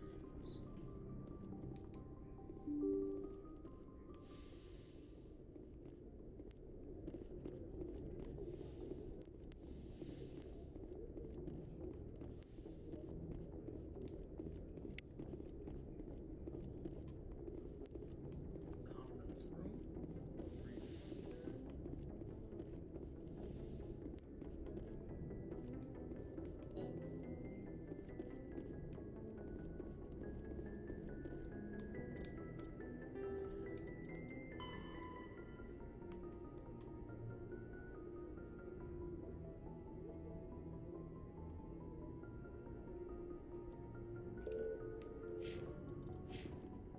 I'm glad you're okay, Commander.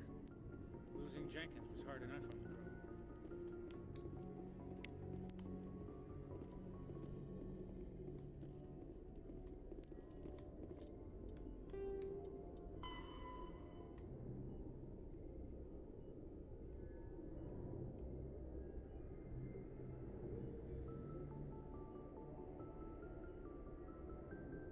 I like how they have a little description here for any like military dialogue and stuff that they say throughout the game, so that way you already know, so that way the game doesn't have to constantly keep reminding you within like scenes and stuff of what they're saying.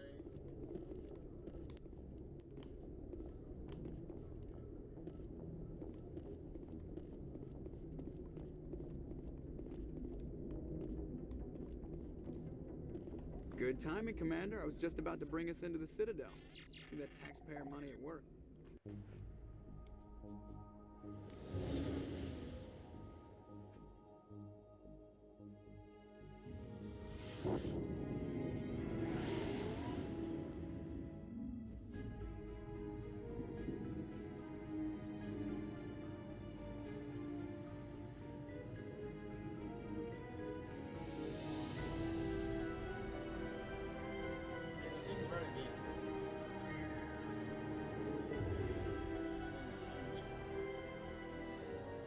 Look at the size of that ship. The Ascension, flagship of the Citadel fleet. Well, size isn't everything. Why so touchy, Joker? I'm just saying you need firepower too. Look at that monster. Its main gun could rip through the barriers in any ship in the Alliance fleet. Good thing it's on our side then.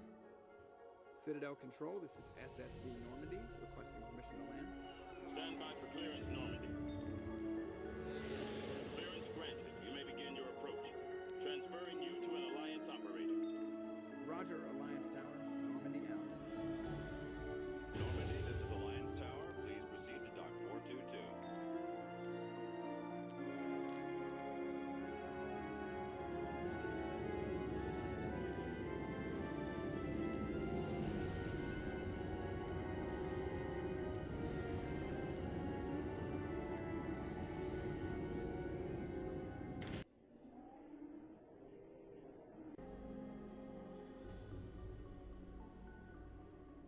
This is an outrage! The Council would step in if the Geth attacked a Turian colony? The Turians don't found colonies on the borders of the Terminus systems, Ambassador. Humanity was well aware of the risks when you went into the Traverse. What about Saren? You can't just ignore a rogue Spectre. I demand action! You don't get to make demands of the Council, Ambassador. Citadel Security is investigating your charges against Saren. We will discuss the CSEC findings at the hearing, not before. Captain Anderson, I see you brought half your crew with you. Just the ground team from Eden Prime, in case you had any questions. I have the mission reports. I assume they're accurate? They are. Sounds like you convinced the Council to give us an audience. They were not happy about it. Saren's their top agent. They don't like him being accused of treason. Saren's a threat to every human colony out there. He needs to be stopped. The Council has to listen to us. Settle down, Commander. You've already done more than enough to jeopardize your candidacy for the Spectres. The mission on Eden Prime was a chance to prove you could get the job done. Instead, Nihilus ended up dead and the beacon was destroyed. That's Saren's fault, not hers. Then we better hope the CSEC investigation turns up evidence to support our accusations. Otherwise, the Council might use this as an excuse to keep you out of the Spectres. Come with me, Captain. I want to go over a few things before the hearing. Shepard, you and the others can meet us at the Citadel Tower, top level. I'll make sure you have clearance to get in. And that's why I hate politicians.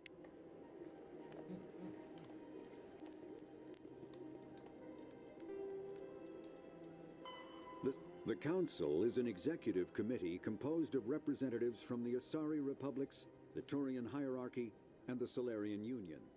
Though they have no official power over the independent governments of other species, the Council's decisions carry great weight throughout the galaxy.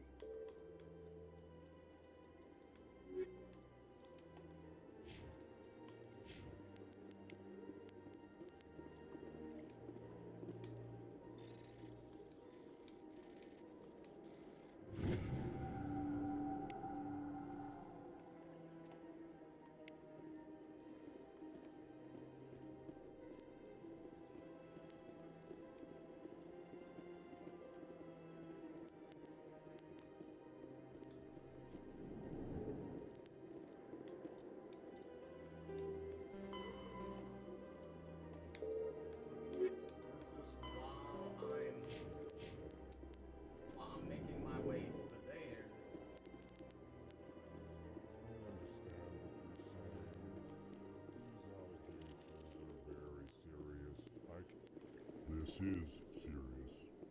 My reputation is at stake. I spoke with the... I can't tell the aliens from the animals.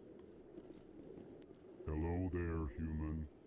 Sincere apology, but I am here on business and cannot be distracted right now. You seem distressed. Is there something I can do to help? Alarmed response. You overheard that, did you? This is all going so wrong. And it is the Asari consort's fault. She's the one who started all this. What did this Asari do to get you so upset?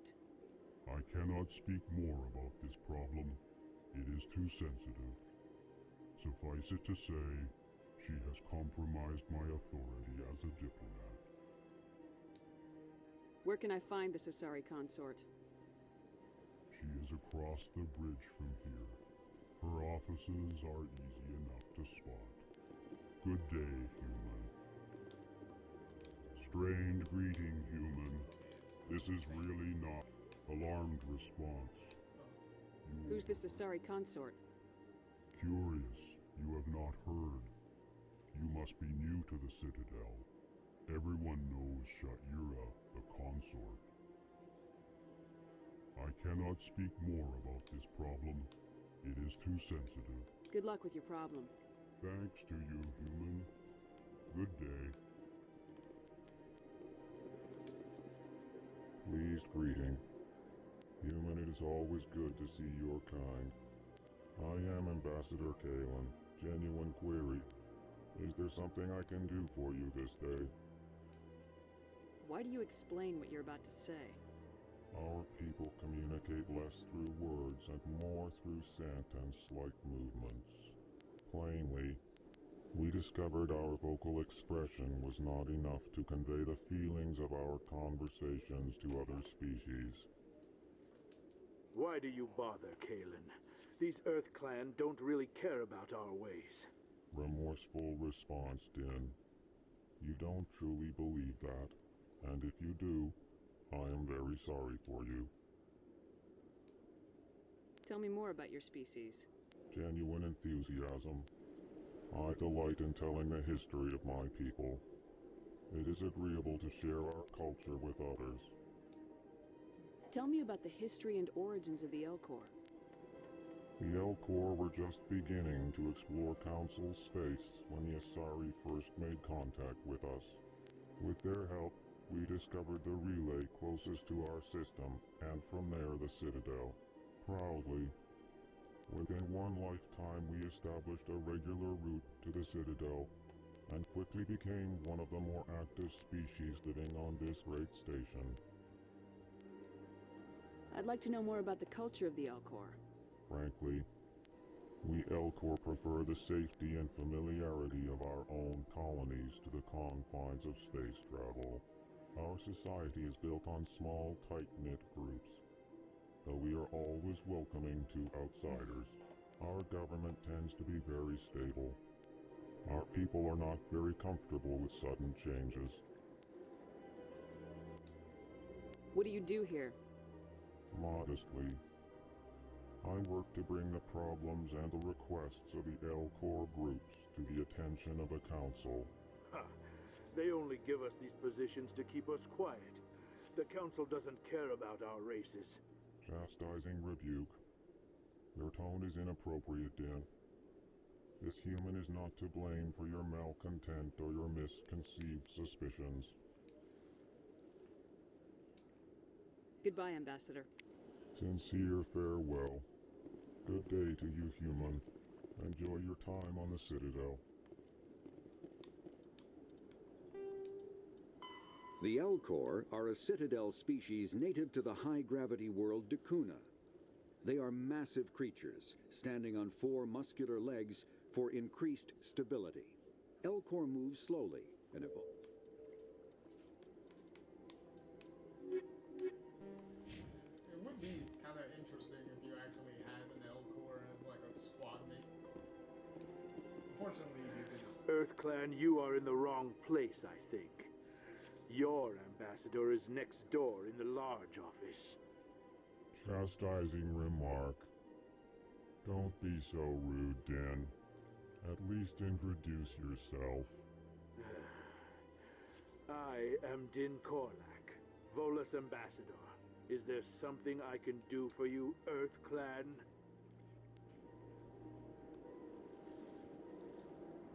You seem to have a bit of a chip on your shoulder, Din. You humans are new to the Citadel, and yet the Council has granted you great favor. Chastising rebuke, Din. Your species has always been granted many concessions. Volus territory has expanded tenfold since coming to the Citadel. Details. We still have no real say in the decisions that affect Citadel space. What is this place? You are in the embassy for the Volus and the Elcor. Your ambassador is next door, in his own office. In this shared space, I aid my fellow Volus when I'm not being interrupted. I'd like to know more about the Volus. I'm sure our history and culture would bore you, Earth Clan. Actually, I would like to know more about your history. My people came to the Citadel shortly after the Asari and Solarians had discovered it. We were instrumental in establishing a standardized galactic economy. However, despite our long association with the Citadel and our many contributions to galactic society, we still do not hold a seat on the Council. Well, that makes sense why he would be angry. It was like you think he Tell me would. about Volus culture. We are tribal by nature, but our ways are not violent. We barter and trade our lands and tribe members in order to increase status. Larger tribes often engulf smaller ones and eventually split again. Our society is very malleable, and our government is always shifting and changing. Since we're not physically adept, we trade our services for protection.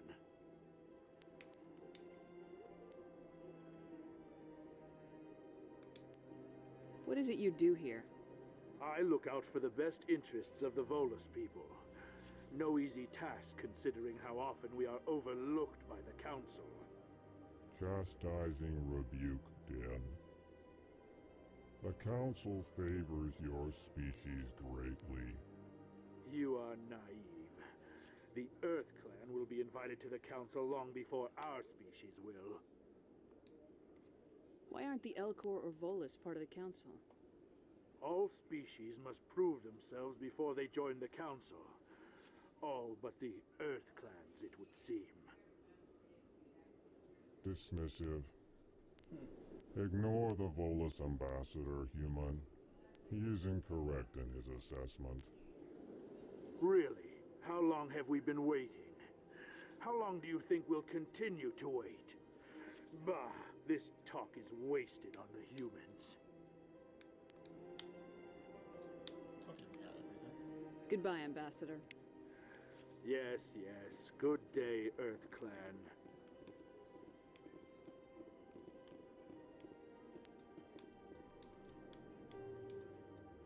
The Elcor. The Volus are a member species of the Citadel with their own embassy, but they are also a client race of the Turians. Centuries ago, they were... Technically, the guy just said he shares the office with the Elcor guy, so technically that journal entry is kind of wrong.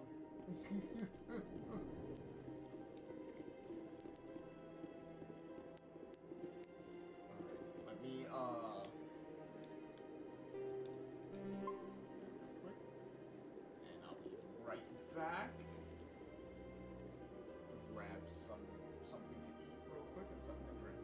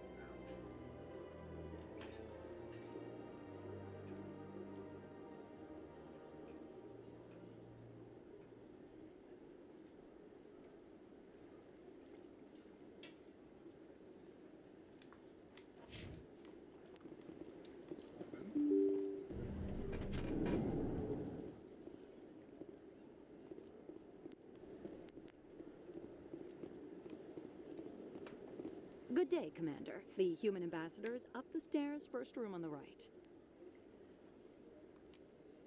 You know who I am? Yes, I receive reports on all newly arrived dignitaries and notable people. What is this place? This is the Presidium. More specifically, you are at the Citadel embassies. If you have more questions, please access Savina. What's that? Oh, Avina is the virtual guide for the Citadel. Feel free to access the terminal yourself. What's your name? What do you do here? My name is Saphiria. I'm the administrative assistant for the embassies. You seem to be distracted. The embassies are the hub of all Citadel politics. When you represent trillions of citizens, it tends to get a little busy. Dealt with that back there. I should be going now. Oh, okay. Have a pleasant day. Walk past. Okay. Somebody going around in circles. Welcome to the Presidium. The Asari were the first species to discover the Citadel. When the Solarians arrived, it was the Asari who proposed the establishment of the Citadel Council to maintain peace throughout the galaxy. Since then, the Asari have served as the mediators and centrists of the Council. An all-female race.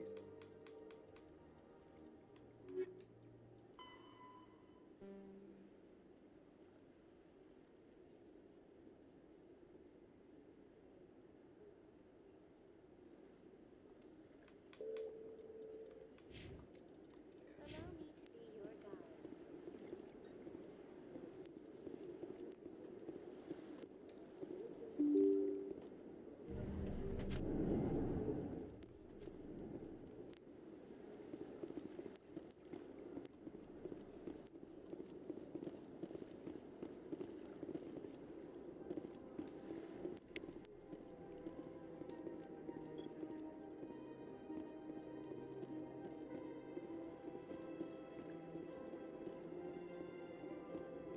I can't believe I landed a job here. This place is fantastic. Human, delighted, welcome. It is good to meet you.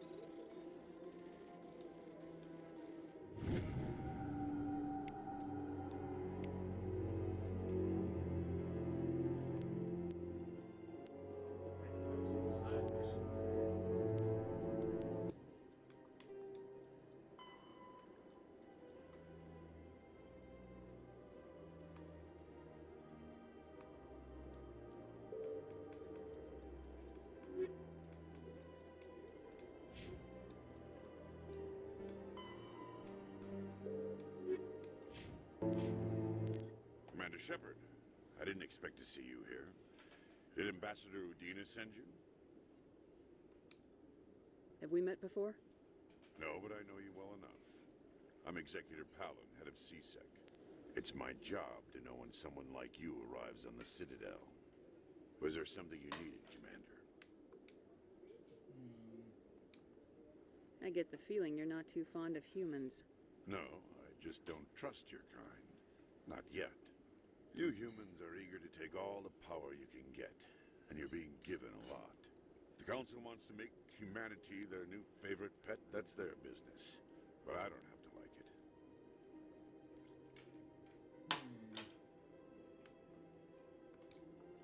The Council treats us like second-class citizens. We have to fight for everything we get. Good. Then fight for it. But don't expect the rest of us to just sit back and let you take it. I'm a busy man, Commander. Are we done here? What do you know about the Spectres? They're the right hand of the Council, or so they like to be called. More like the underhanded side of the Council. What do you have against the Spectres? I can't abide any organization that considers itself above the law. especially when it's left up to each individual Spectre to decide when and how to bend the rules. Sometimes you have to bend the law to keep people safe. I've been with CSEC for 30 years. I've never had to break the law to do my job, not once. Yeah, right. You expect us to believe none of your officers are corrupt? There are over 200,000 CSEC agents. Some of them are going to be bad. But we don't turn a blind eye to corruption like the Spectres do. We do our best to find and punish any officer who breaks the law. Spectres. They'll never come under that kind of scrutiny. The galaxy needs people like that. People who do the dirty jobs. I agree. But they need to be held to a higher standard. They need to be accountable. Saren's out of control. We both know that. But because he's a Spectre, the Council doesn't want to do anything about it. Is that the kind of person this galaxy needs? But not all Spectres are like Saren. True. But the potential is always there. Tell me about CSEC. CSEC provides necessary police and security services throughout the Citadel. We're a civilian government agency, though many of our members have had military training. Of course, as the CSEC representative to the Council, I spend most of my time liaising between the two.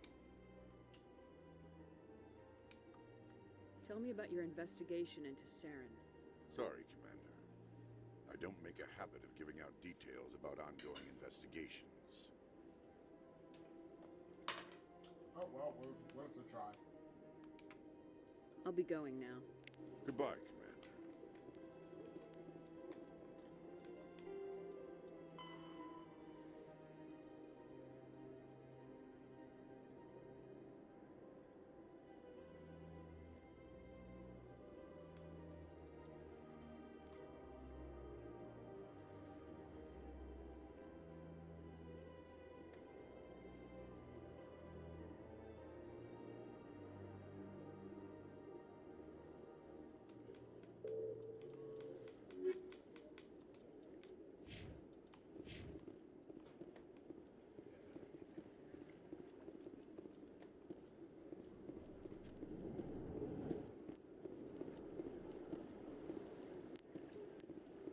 This place seems strange. I wish there were more humans around.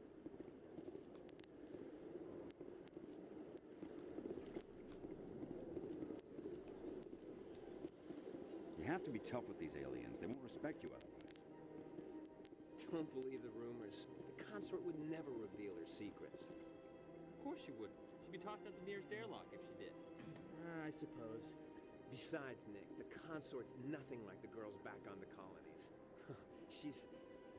You don't have to do it with her. You can just talk to her if you want. Is that all you did, Jazz? Just talk? I didn't say that. Ha!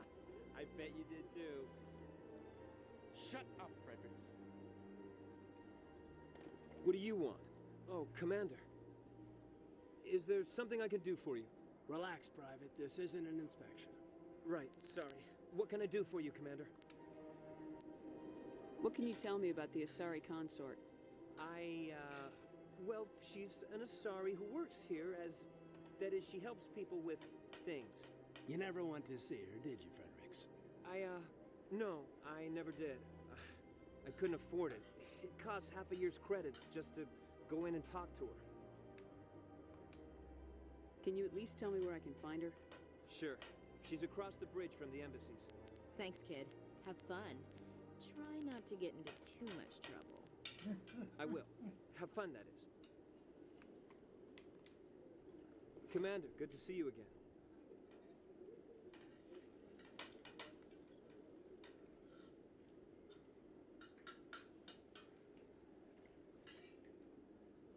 Ooh.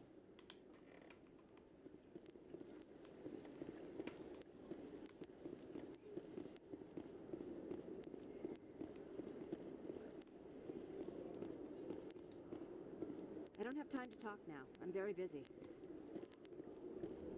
Back to you later. It's funny because some people that I look at here is like, oh, because you'll be coming back back to the Citadel periodically as the game goes on anyway. Hello, Commander. Can I get you something? What have you got? Information, mostly. Would you like to know about some like points of certain, interest nearby? What's going on around here? People Well, that I you found see the around embassies, here not much that I going on can't here. have Across full the bridge, dialogue you'll with find yet. the bank, the Emporium, and Later on in Shayera's. the game, they'll If you haven't heard of her, actually you've seen one. If you need supplies, you unlock, can try the markets one level below. For like some entertainment, side I quests try and stuff that you can do Flux for them. or Cora's Den. What is Shayera's? The consort, she entertains clients who can afford her services. Most of the diplomats and ambassadors have visited her at one time or another. She's a very powerful woman, but also very respected. Tell me about Flux and Cora's Den. Well, Flux has gambling and dancing, certainly more lively than this place. Cora's Den, on the other hand, well, let's just say it's livelier and deadlier, all at the same time.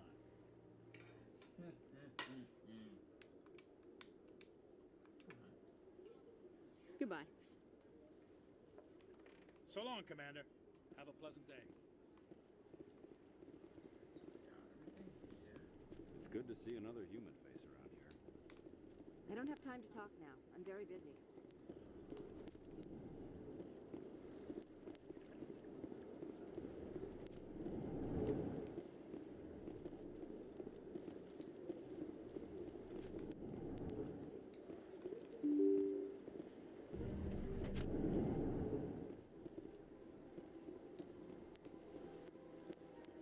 Welcome to the Presidium.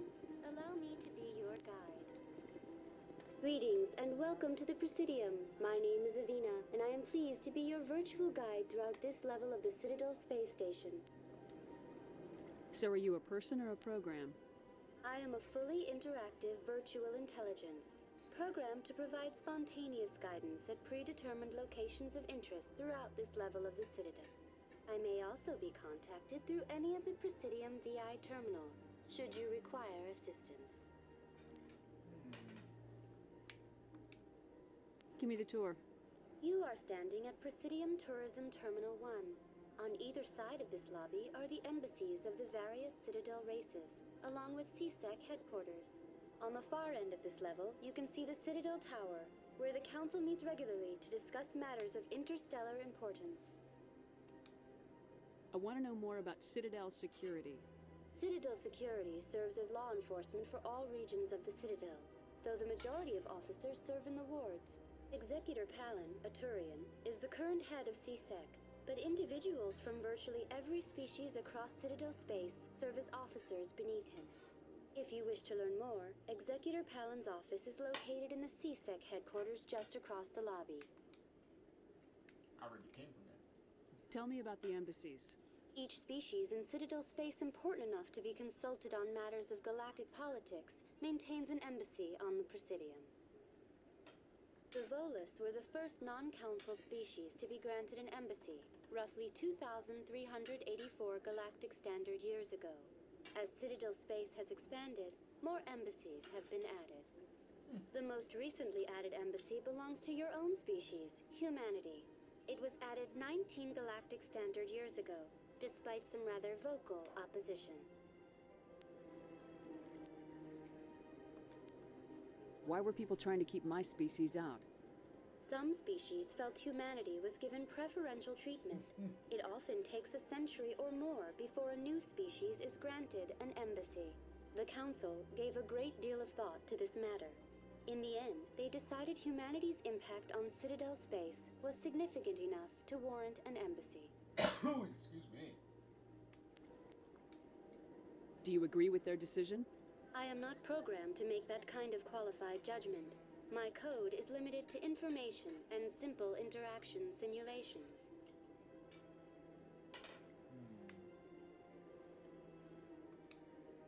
How come the Volus were the first species given an embassy? In the early years following the formation of the Council, the Volus were, apart from the Asari and Solarians, the most populous and widespread species in Citadel space. They established many new colonies and trading outposts, and they petitioned the Council for a greater role in determining interstellar policy. In recognition of their work to expand interstellar trade and establish a standardized galactic economy, the Volus were granted an embassy here on the Citadel. Why weren't they made a council race? The Council races have extensive responsibilities. They must provide personnel and ships for the Citadel fleets. They often provide economic aid in times of disaster. It would be unfair to demand such an enormous burden of a species unable to meet these obligations. The embassies allow lesser species to have a voice on the Citadel. That's pretty damn arrogant. I apologize if my personality has offended you. Please submit all formal complaints in writing to the Citadel Tourist and Visitor Board. That's actually funny.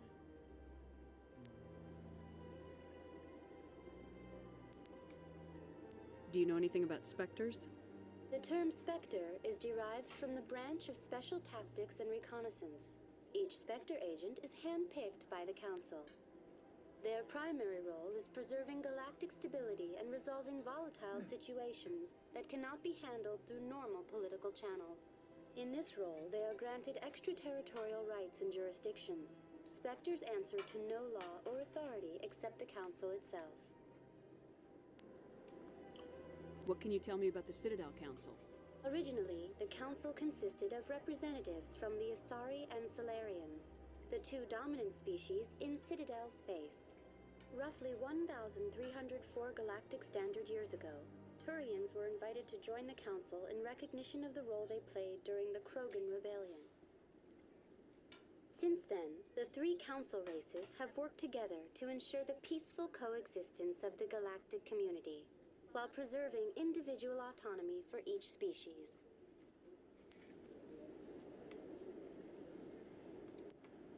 It can't be as simple as that. There must be problems somewhere in the system. I am not programmed to make that kind of qualified judgment. My code is limited to information and simple interaction simulations. Goodbye. Goodbye, and thank you for using Avina. Please enjoy your visit to the Citadel.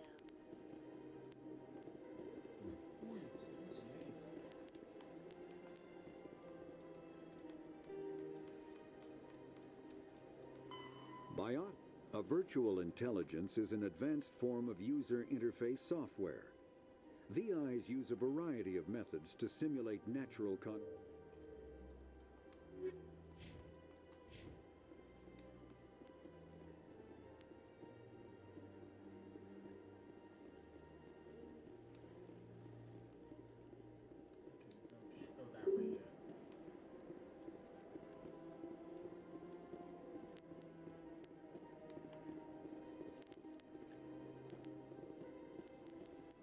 Kind of limited to where you can go by this at this point in the game.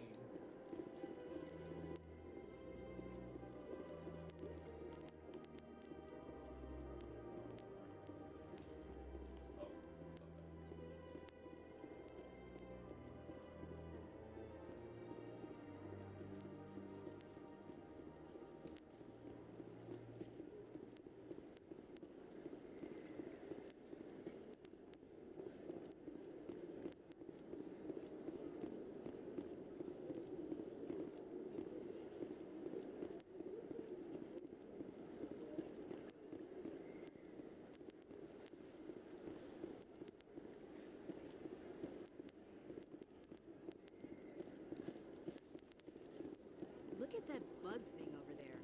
What's it doing? Please do not disturb the Keepers.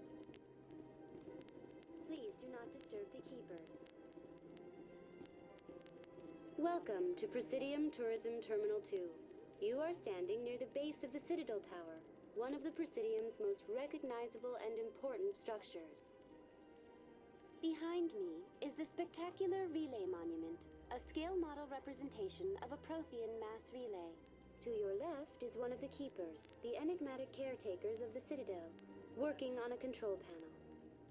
You may see keepers involved in various tasks throughout all levels of the Citadel. We ask that you do not interfere with them in any way. The keepers are essential to the smooth operation of the Citadel. Obstructing their daily work will result in harsh penalties, including incarceration and rehabilitation. Tell me more about the relay monument. Discovered by the Asari who first arrived at the Citadel, the relay monument is one of the station's most interesting and controversial features. What is the meaning behind this striking piece of art? Is it a tribute to Prothean vanity? A reminder of their conquest of the galaxy through mass relay technology? Or perhaps it is a symbol of unity, a Prothean acknowledgement that the relays would eventually lead other species here to the Citadel. No one can say for sure, making the relay monument a favorite topic of discussion among academics and scholars. Tell me about the Citadel Tower. Housing both the council chambers and Citadel control, the tower is one of the most important buildings on the station. Access to these areas is restricted to those with the appropriate clearance. What happens in Citadel Control? Citadel Control handles all incoming and outbound transit. Every ship within 2,000 kilometers of the Citadel is under the jurisdiction of Citadel Control. At peak capacity, they are responsible for monitoring upwards of 1,000 vessels. I'd like to hear more about the council chambers. The business of the Council, which often has far-reaching effects on the galactic community, is conducted in a room at the apex of the Citadel Tower. The council chambers themselves are truly a magnificent sight to behold, though few get to experience the view in person. Typically, only the councilors, ambassadors, and high-ranking officials, along with various support staff, are allowed access. What if someone has business with the council? The average citizen must go through the proper channels if they wish an audience with the council. This is usually arranged through their respective ambassadors. Even then, few are given access to the actual council chambers. In most cases, the ambassador acts on behalf of the citizen. I'm scheduled to have an audience with the council. Only a handful of visitors to the Citadel are ever granted that privilege. I would be jealous, but that is outside the scope of my programming.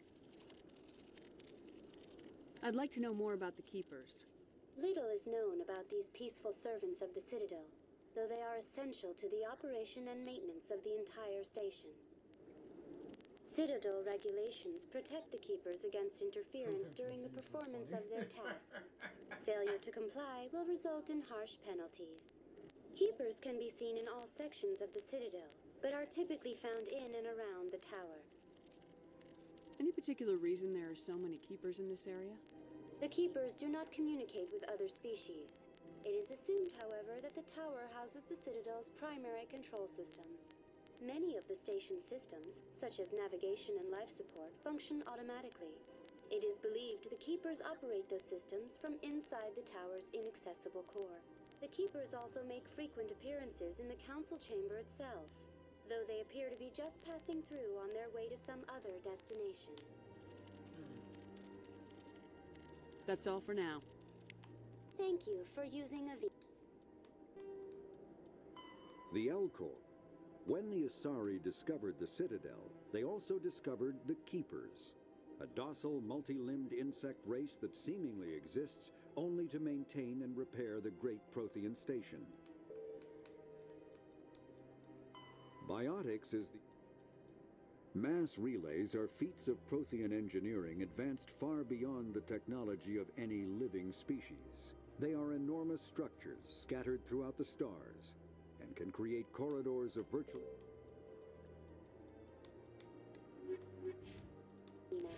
Have a pleasant day.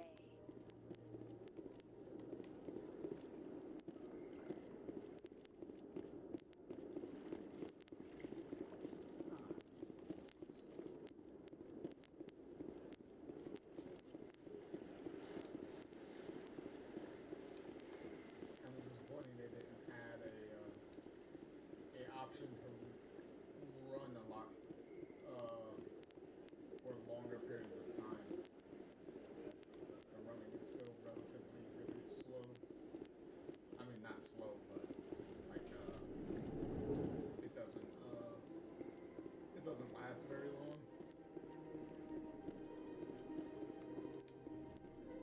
What's this? One of the Earth Clan. Ah, a very famous one, yes? You are the one called Shepard. It is a great honor to welcome the heroes of the Blitz. You've got me at a disadvantage here. Forgive me, Earth Clan. My name is Barla Vaughn. My job makes it necessary for me to keep informed. I am a financial advisor to many important clients here on the Citadel. When someone as important as yourself arrives on the station, I take notice. Tell me more about your job. Galactic finance is incredibly complex. A mix of laws and regulations from dozens of interstellar economies. I'm an expert in how all these economies interact. For a fee, I share my expertise. I also offer premium services for those clients who need someone to conduct business without drawing unwanted attention. Discreet and efficient. That's my motto.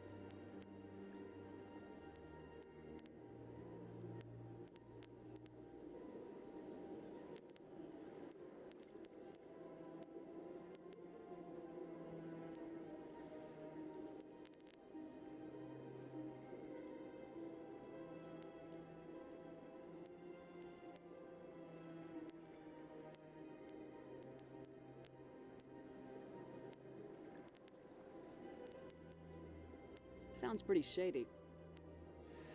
Everything I do falls completely within the bounds of interstellar commerce law. Even so, many of my clients would prefer their transactions remain undisclosed. For example, suppose a Hanar ambassador was petitioning the Council to reduce tariffs on Hanar goods. How would it look if he had money invested in a Hanar exporting company? Even if his true motives were to help his people, he would be accused of advancing the petition for his own personal gain. I can keep his personal finances private. Still sounds shady to me. Then we can only hope he will never be cursed with a large enough fortune to require my services. What's it like living here on the Citadel? The station is without a doubt the greatest wonder in the galaxy. It is a technological marvel, but its true splendor goes much deeper than the hull and engines. From the Presidium to the wards, the entire station is a testament to the success of the Council. All the species of Citadel spaced together in a single strong community. What makes the Presidium so special? It is the political center of Citadel space. 80% of all intelligent species in the known galaxy acknowledge the Council's authority on interstellar matters. But only the most powerful and influential species have embassies here on the Presidium. This level of the station is reserved for the elite, Shepard. People like us. What are the wards like? The cultural heart of the galaxy. They pulse with the lifeblood of millions of citizens from dozens of different species. You never know what you'll find down in the wards, Commander. It's always full of surprises. Fortunately, most of them are pleasant. I should go. Goodbye, Commander. I think I'll be... Well, I'll definitely be back in this area for a side mission that opens up later.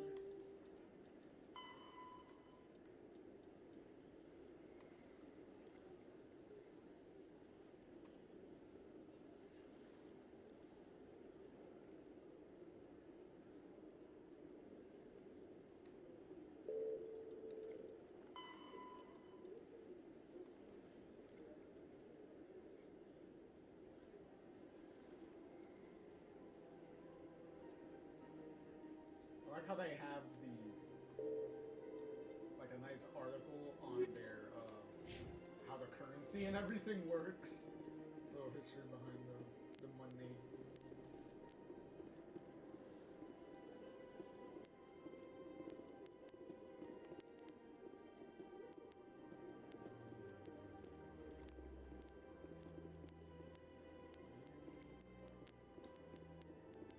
Ah, human. This one is greatly pleased to see you here in my decadent emporium. Who are you?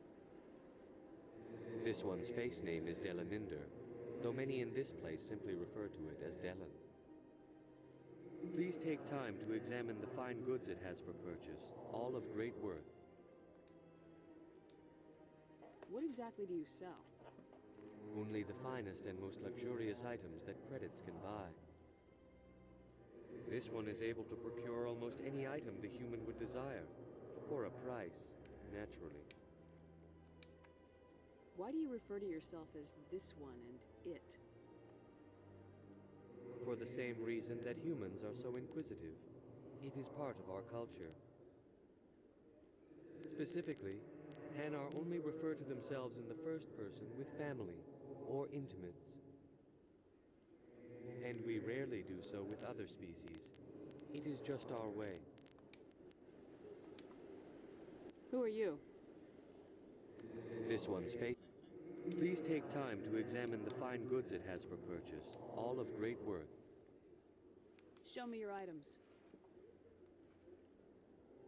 Oh, this one is pleased to do so, human. You will not be disappointed.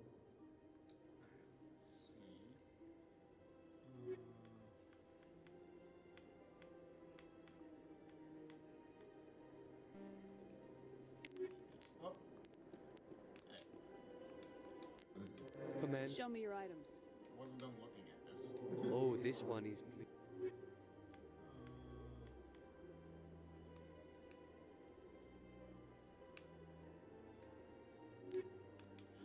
Man, it's annoying. Commander. Show me your items. Take me back to the Oh, this one is to the item categories, and it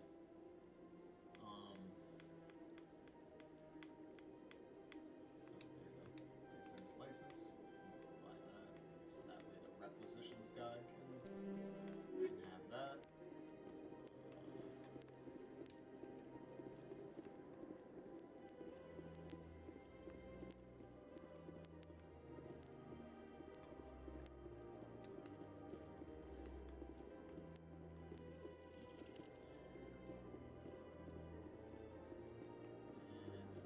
Side mission later. Well, actually, that entire area is actually for 2 side missions. Because there's a side mission that you do later that requires you to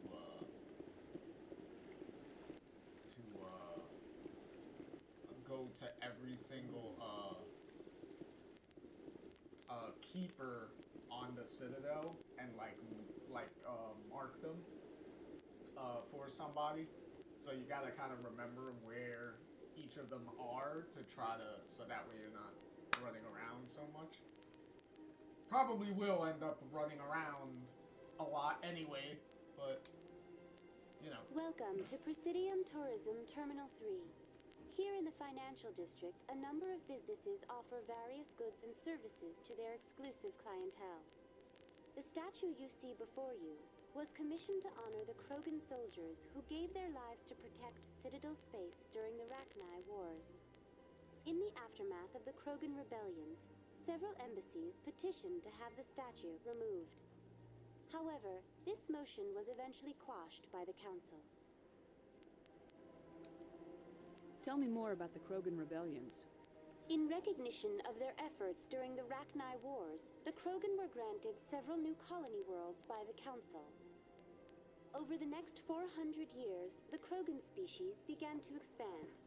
Blessed with an extremely high birth rate, their numbers began to swell. Faced with a critical overpopulation crisis, the Krogan started a violent colonization of nearby worlds inhabited by other Council species.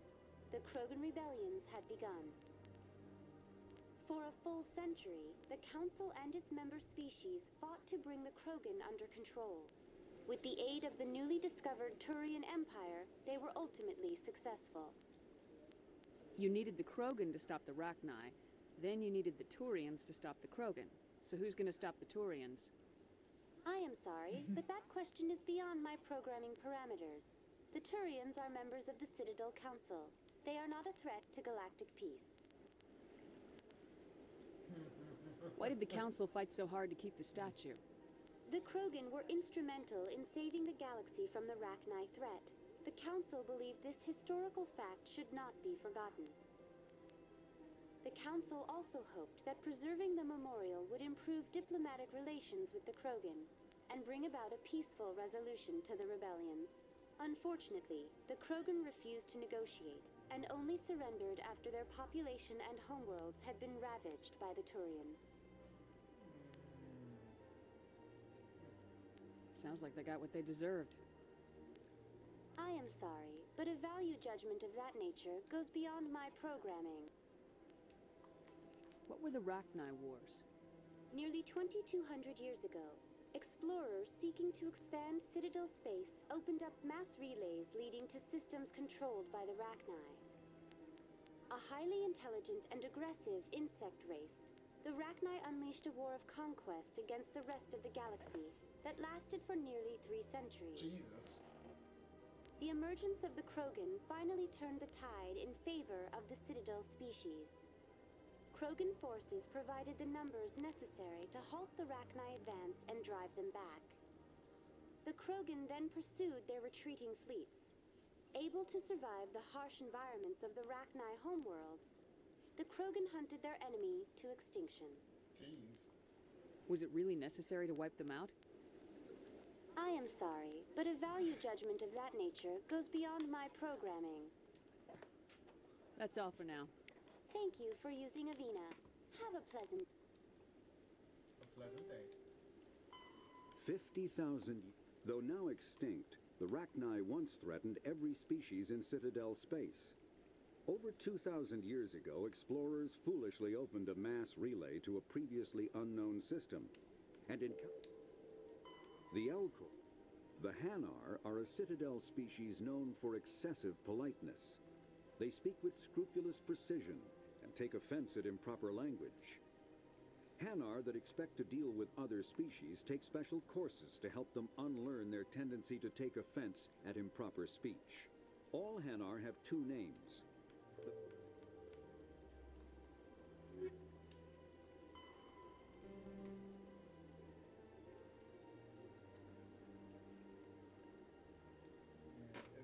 The Krogan are pretty much like a big, bulky, warrior-like version of like rabbits, since they like are very easy to reproduce and populate. So that's pretty much what the Krogan are. They're really they're like warrior rabbits. Day.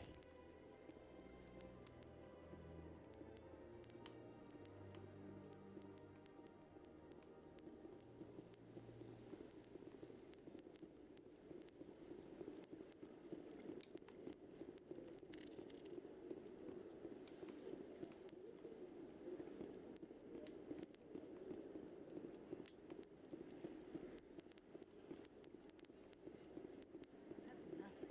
I've had my office rearranged 5 times? Why? What do they want? How should I know? It's not like Keepers offer an explanation for what they're doing. Yet everyone just lets them go on doing whatever it is they do. What choice do we have? If you try to stop them, they just shut down and another one replaces it. Just strange that we know so little about them. Not to mention frustrating.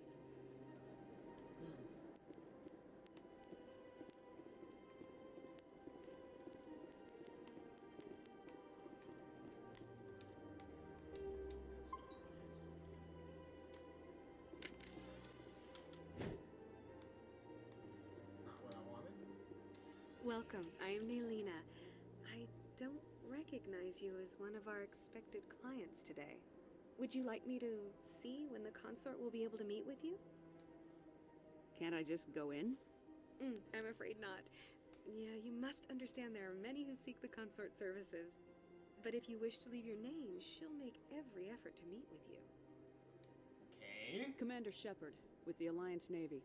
Excellent. You should hear something in 3 or 4 months. Nobody's worth that much of a wait. Well, that's not for me to judge. I have your name and you'll be contacted.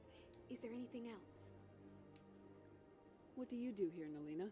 I'm one of the consort's acolytes. Many of the people here today will not see the consort, but they expect to be attended to just the same. It's our job to ensure that they leave contented. What exactly do you attend to? Well, each acolyte has her unique abilities. Some soothe with song, others with conversation. As much as possible, we seek to match the needs of our clients to the skills of our acolytes. My specialty is touch. My fingertips can find every tension point in your body and relieve it. I'd like to try out your services. Excellent. I'll add you to our client list. We should be able to see you in 3 or 4 months. What is the consort? What does she do? It's difficult to explain. She's many things to many people, and something different for each. Some seek her for advice, some for entertainment, others still for pleasure. Most of the time, our clients won't realize what they were seeking until after she has provided it for them. You make her sound like some kind of oracle. No, not in the usual sense. She's merely a woman with remarkable compassion and a generous spirit. I suggest you make an appointment and see for yourself. I already did. I think I'm done here. Oh, well, I hope you'll return again in the future. We always enjoy seeing new clients. Nailina. Yes, Shaira? Send the commander up to see me. I wish to speak with her. Yes, of course, mistress.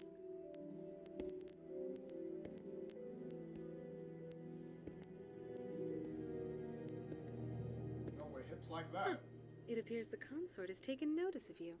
She'd like to meet with you now. Where do I go? Just head upstairs. She'll be waiting for you.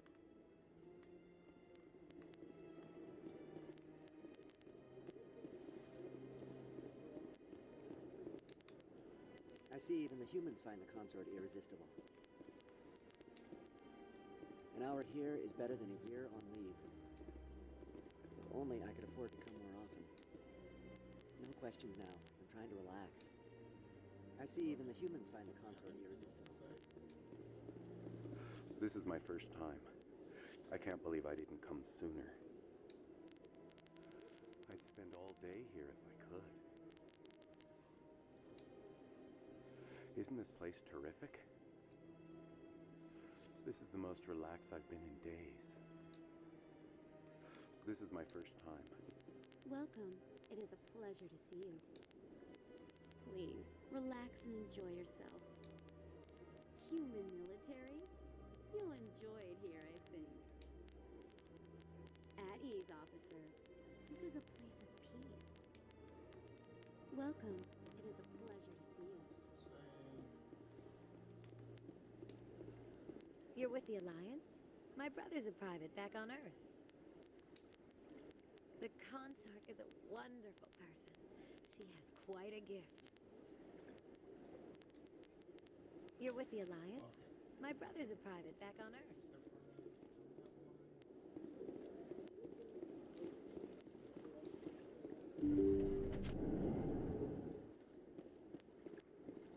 Is that a bed? Weird bed, don't you think? It's like a bubble. Big bubble. That is close enough, Commander. I've heard a great many things about you since your arrival here in our citadel.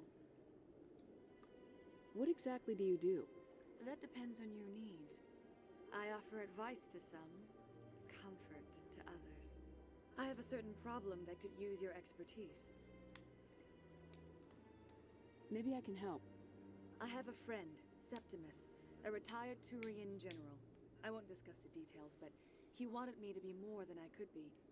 We had a falling out. Now he spends his days in Korra's den, drinking and spreading lies about me. If you would speak to him as a fellow soldier, I believe he will listen to you and let the matter be. Okay. What happened between you? I respect his privacy too much to go into the details. If he wishes to tell you what happened, that is his prerogative. Okay. What exactly do you want me to tell him?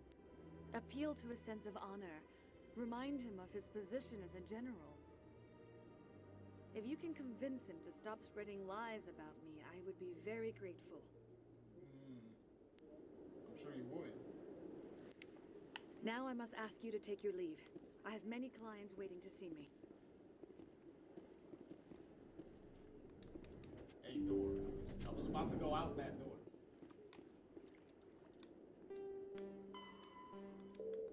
Okay, so we probably won't be able to do the general side mission now. I have to admit, I'm a little because I believe we have to go to the council first, meet with them, so that way we can gain full access to the citadel. Because there's areas of the citadel that you saw earlier that some of the doors were red that you can't go into yet until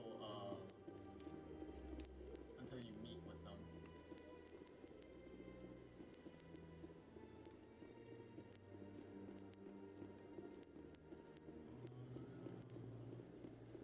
So we'll see because I didn't test to see if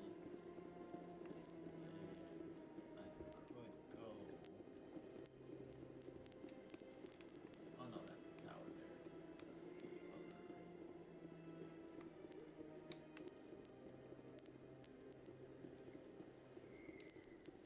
This way. Just wanted to see if the elevator works or not. Because if the elevator works, then we might be able to get there. But if not, then we clearly have to wait.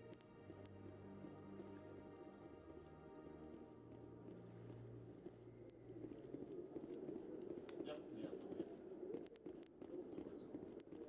Doors are red. Let's just go to the council tower then.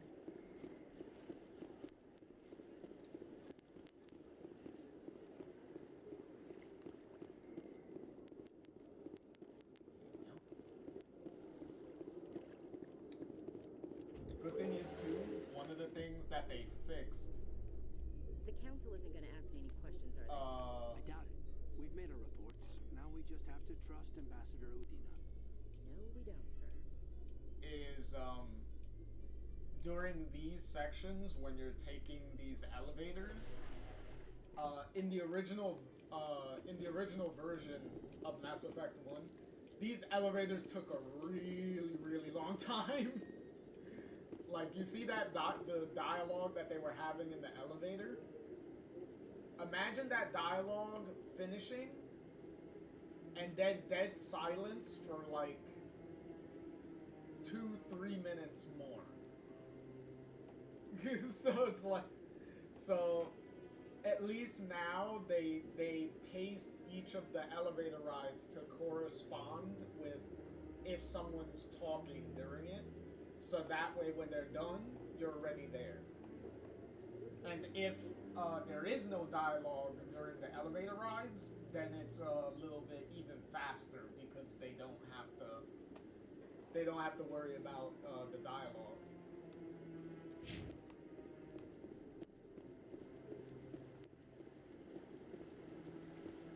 Saren's hiding something. Give me more time. Stall them. Stall the council? Don't be ridiculous. Your investigation is over, Garrus.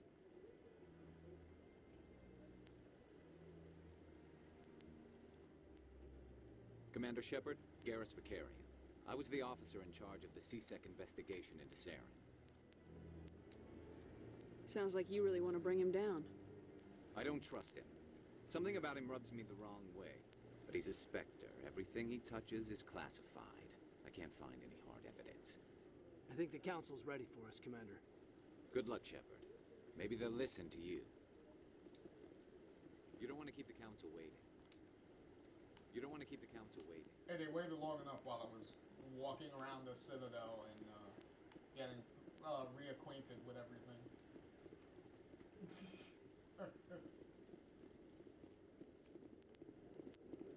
The thing is, most of these sections are not very big, especially this section. Don't be ridiculous. The Volus won't be joining the council for years. I'm not so sure.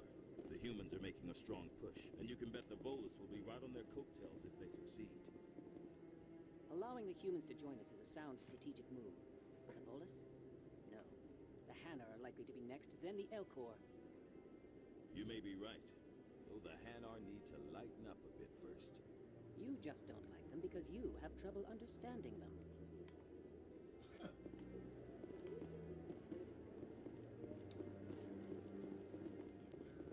Oh, the guy's not there yet. Oh, he's probably gonna show up after my meeting, though. Because there's usually a guy standing next to this keeper, and that's where we get the mission to find all the keepers and examine them.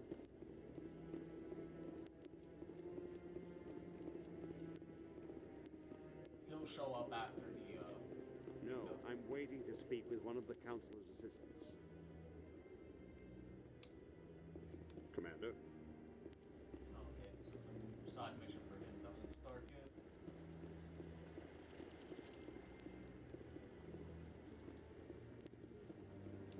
Because this guy's a No, side mission. I just want to ask a couple of questions.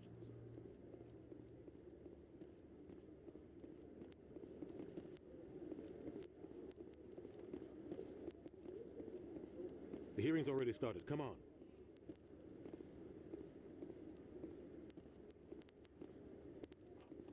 The Geth attack is a matter of some concern, but there is nothing to indicate Saren was involved in any way. The investigation by Citadel Security turned up no evidence to support your charge of treason. An eyewitness saw him kill Nihilus in cold blood. We've read the Eden Prime reports, Ambassador. The testimony of one traumatized dock worker is hardly compelling proof. I resent these accusations. Nihilus was a fellow Spectre and a friend. That just let you catch him off guard. Captain Anderson, you always seem to be involved when humanity makes false charges against me. And this must be your protege, Commander Shepard. The one who let the beacon get destroyed. The mission to Eden Prime was top secret. The only way you could know about the beacon was if you were there. With Nihilus gone, his files passed on to me. I read the Eden Prime report. I was unimpressed. But what can you expect from a human? Saren despises humanity. That's why he attacked Eden Prime. Your species needs to learn its place, Shepard. You're not ready to join the Council. You're not even ready to join the Spectres. He has no right to say that. That's not his decision. Shepard's admission into the Spectres is not the purpose of this meeting. This meeting has no purpose. The humans are wasting your time, Counselor, and mine. Saren's hiding behind his position as a Spectre. You need to open your eyes. What we need is evidence. So far, we've seen nothing. There is still one outstanding issue. Commander Shepard's vision. It may have been triggered by the beacon. Are we allowing dreams into evidence now? How can I defend my innocence against this kind of testimony? I agree. Our judgment must be based on facts and evidence, not wild imaginings and reckless speculation. Do you have anything else to add, Commander Shepard? You've made your decision. I won't waste my breath.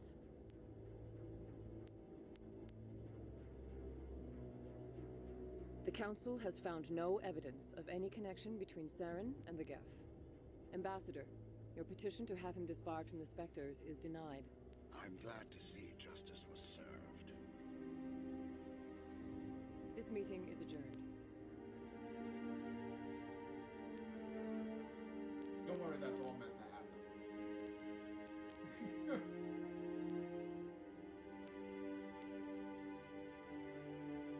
It was a mistake bringing you into that hearing, Captain.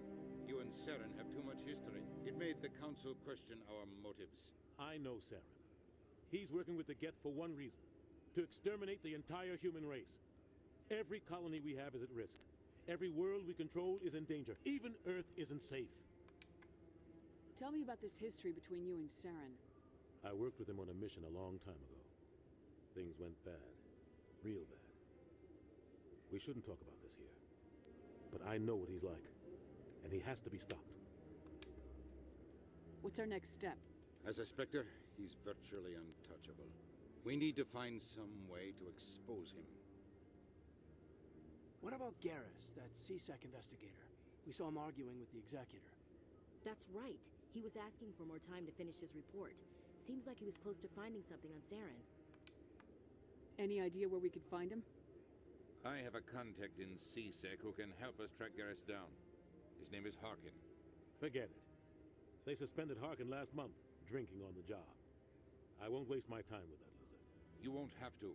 I don't want the Council using your past history with Saren as an excuse to ignore anything we turn up. Shepard will handle this. You can't just cut Captain Anderson out of this investigation. The Ambassador's right. I need to step aside. I need to take care of some business. Captain, meet me in my office later. Harkin's probably getting drunk at Cora's Den. It's a dingy little club in the lower section of the wards. Maybe there's another way to find evidence against Saren. You should talk to Barla Vaughn over in the financial district. Rumor has it he's an agent for the Shadow Broker. The Shadow Broker? An information dealer. Buys and sells secrets to the highest bidder. I've heard Barla Vaughn's one of the top representatives. He might know something about Saren, but his information won't come cheap. You and Saren have a history. About 20 years ago, I was part of a mission in the Skillian Verge. I was working with Saren to find and remove a known terrorist threat. Saren eliminated his target, but a lot of people died along the way, innocent people. And the official records just covered it all up. But I saw how he operates. No conscience, no hesitation. He'd kill 1,000 innocent civilians to end a war without a second thought. Killing innocents doesn't end wars. It causes them. I know how the world works, Commander. Sometimes you're forced to make unpleasant decisions, but only if there's no other way. Saren doesn't even look for another option. He's twisted, broken. He likes the violence, the killing. And he knows how to cover his tracks. Our ambassador doesn't seem to get along with the Council. He's just frustrated. The Council's always preaching that we need to be part of the galactic community. But for them, it's a one-way street. They want us to expand and settle unstable regions like the Skillian Verge and the Attican Traverse. But when we run into trouble, they don't want to help us out. Everyone knows it's only a matter of time until we get a seat on the Council. The ambassador just thinks it should happen sooner rather than later. And I agree.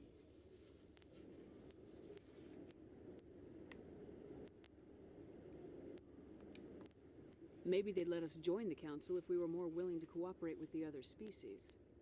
Of course they would. If we did everything they told us to, they'd love to have us on the Council. But it wouldn't be much of a deal for us. I understand their side. They don't want us dominating the Council. It's founded on cooperation and alliances. But we have to look out for our own interests too.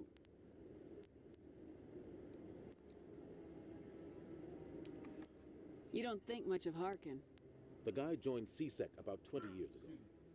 He's been an embarrassment to our species ever since. roughing up suspects in custody, bribery accusations, alcohol and drug use. The embassy used to step in when he got in trouble. But I guess enough was enough. Guy's a scumbag. He should have been cut loose a long time ago. He was one of the first human CSEC officers. Guess it would have looked bad if he got fired.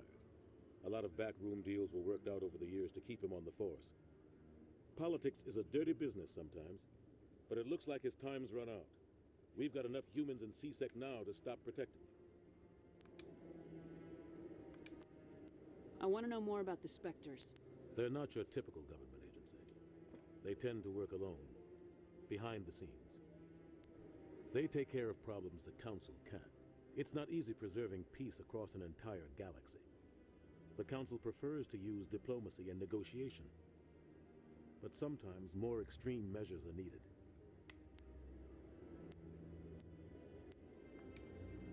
How do they decide who becomes a Spectre? You can't just apply to join. There's no training program. Spectres aren't made. They're born. The Council's always looking for exceptional individuals. People who can get the job done. Like you. They've been watching you for years. They see something in you. They want you on their side. Nihilus was supposed to give them a final recommendation.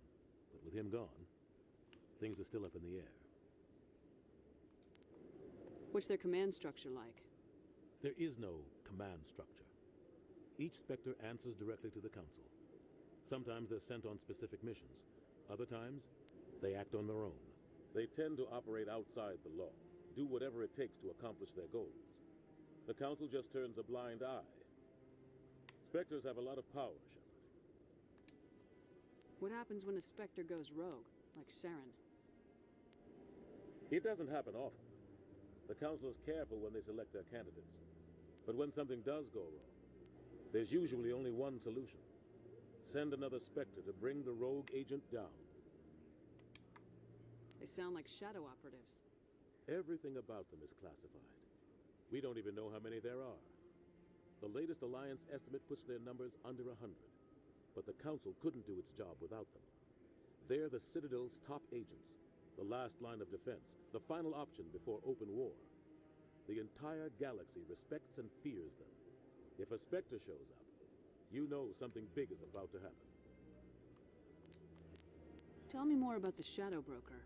He's a necessary evil of galactic politics. Buying and selling information is a part of the game. And the Shadow Broker just happens to be the best player on the field. Always sells to the highest bidder. Doesn't get involved in politics. Doesn't pick sides. A simple system, but it works. He's not a threat to anyone, not directly. He's just a resource we can use, or she is. Or maybe they are. Nobody really knows. Tell me about Bar Lavan. He specializes in moving large sums of money without leaving a paper trail. A financial genius. Doesn't do anything illegal, but he knows all the loopholes. He's got an impressive client list. Ambassadors, diplomats, Spectres. That's probably why the Shadow Broker uses him. I should go. Good luck, Shepard. I'll be over in the ambassador's office if you need anything else.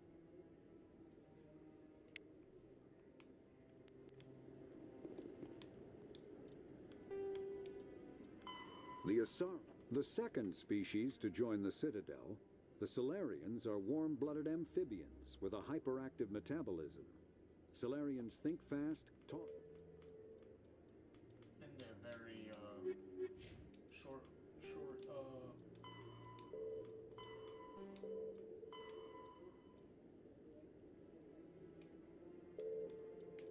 lifespans the Solarians have. Okay, my Paragon is pretty big.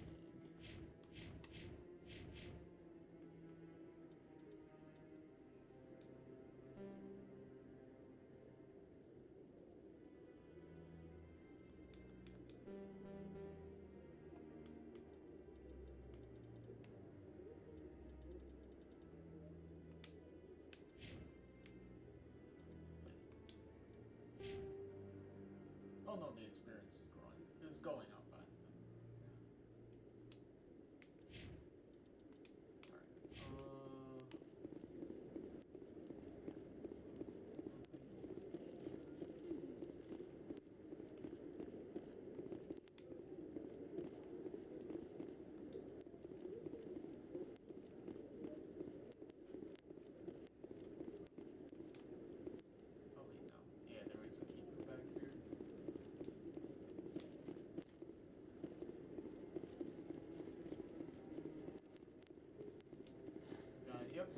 here now?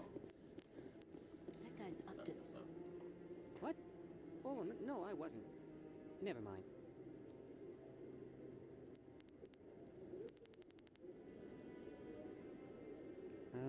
Yes, is there something you want? Why are you so interested in the Keepers? Keepers? I've got no interest in the... Don't get coy. I know what I saw. I'm not so sure I should be talking to you about this. We're just talking. Is there something wrong with that? No. I guess it wouldn't hurt to tell you. I'm using a small scanner to gather readings on the Keepers. So far I've had mixed results. I find it difficult to get near the creatures.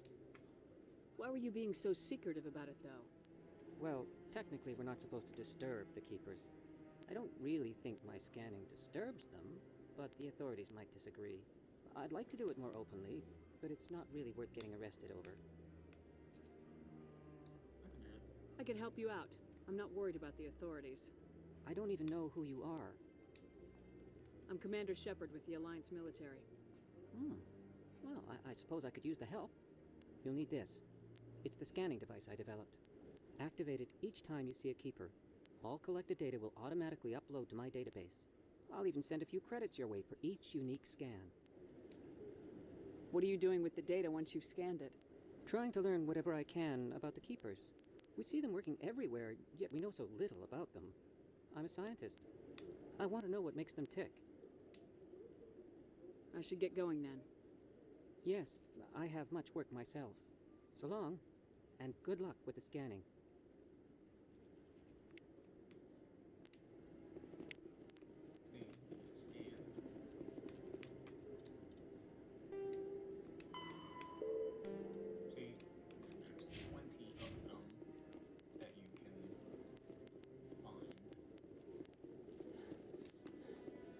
Throughout the whole Citadel. So we'll just grab all the ones that are here before going down.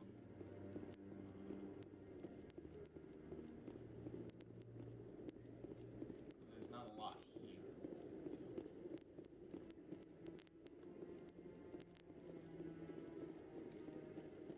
No, I haven't spoken. Commander?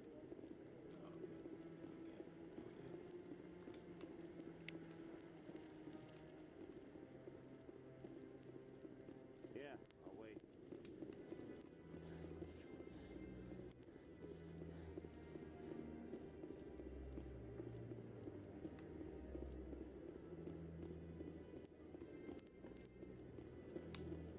Oh, no. Because it is very easy to miss like one or two of these guys when you're trying to find them. That's just it. I'm hearing it everywhere. It's not just isolated rumors. Because you could spend like a while like running around the place trying to figure out which one did you miss.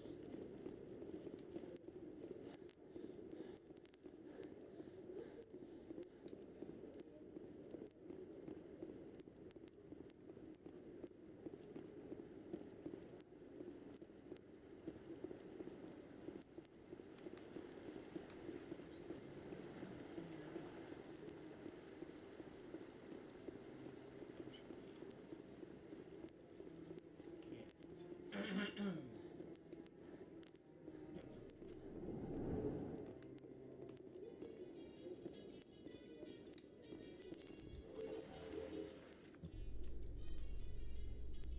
can't believe the Council ignored all the evidence against Saren.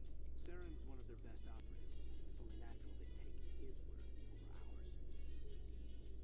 Oh, so now we just chase leads while this smug Turian runs around with his Geth troopers. That's politics, Chief. I hate politics.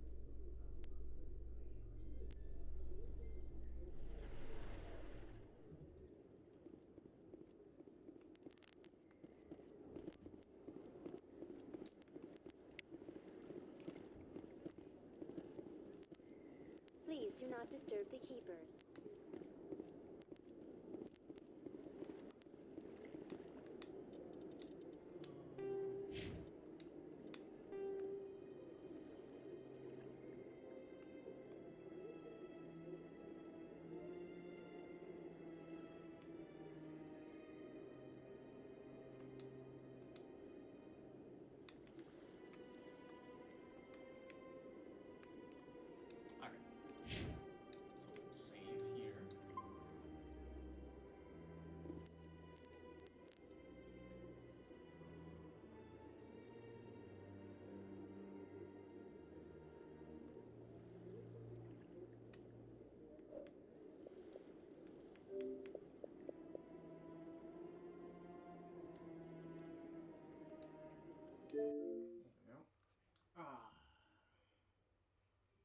Okay.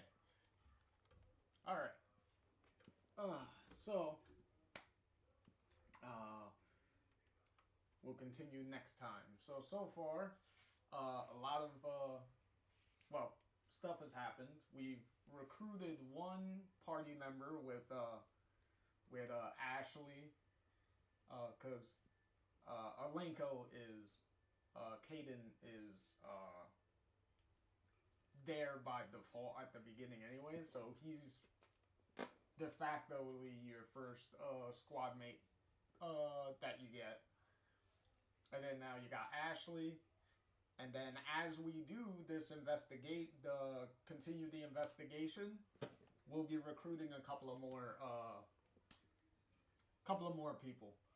So that'll be interesting. So in any event, and actually recruiting some of my favorite party members, which immediately is gonna put Ashley and Caden for most of the game after that point is gonna be on the bench, because a lot of our the other party members that we get are gonna be way better of use. So that'll be fun.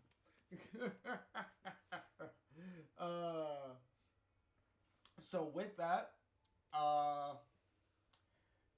JR here signing off, and I will catch you all in the next one. Later.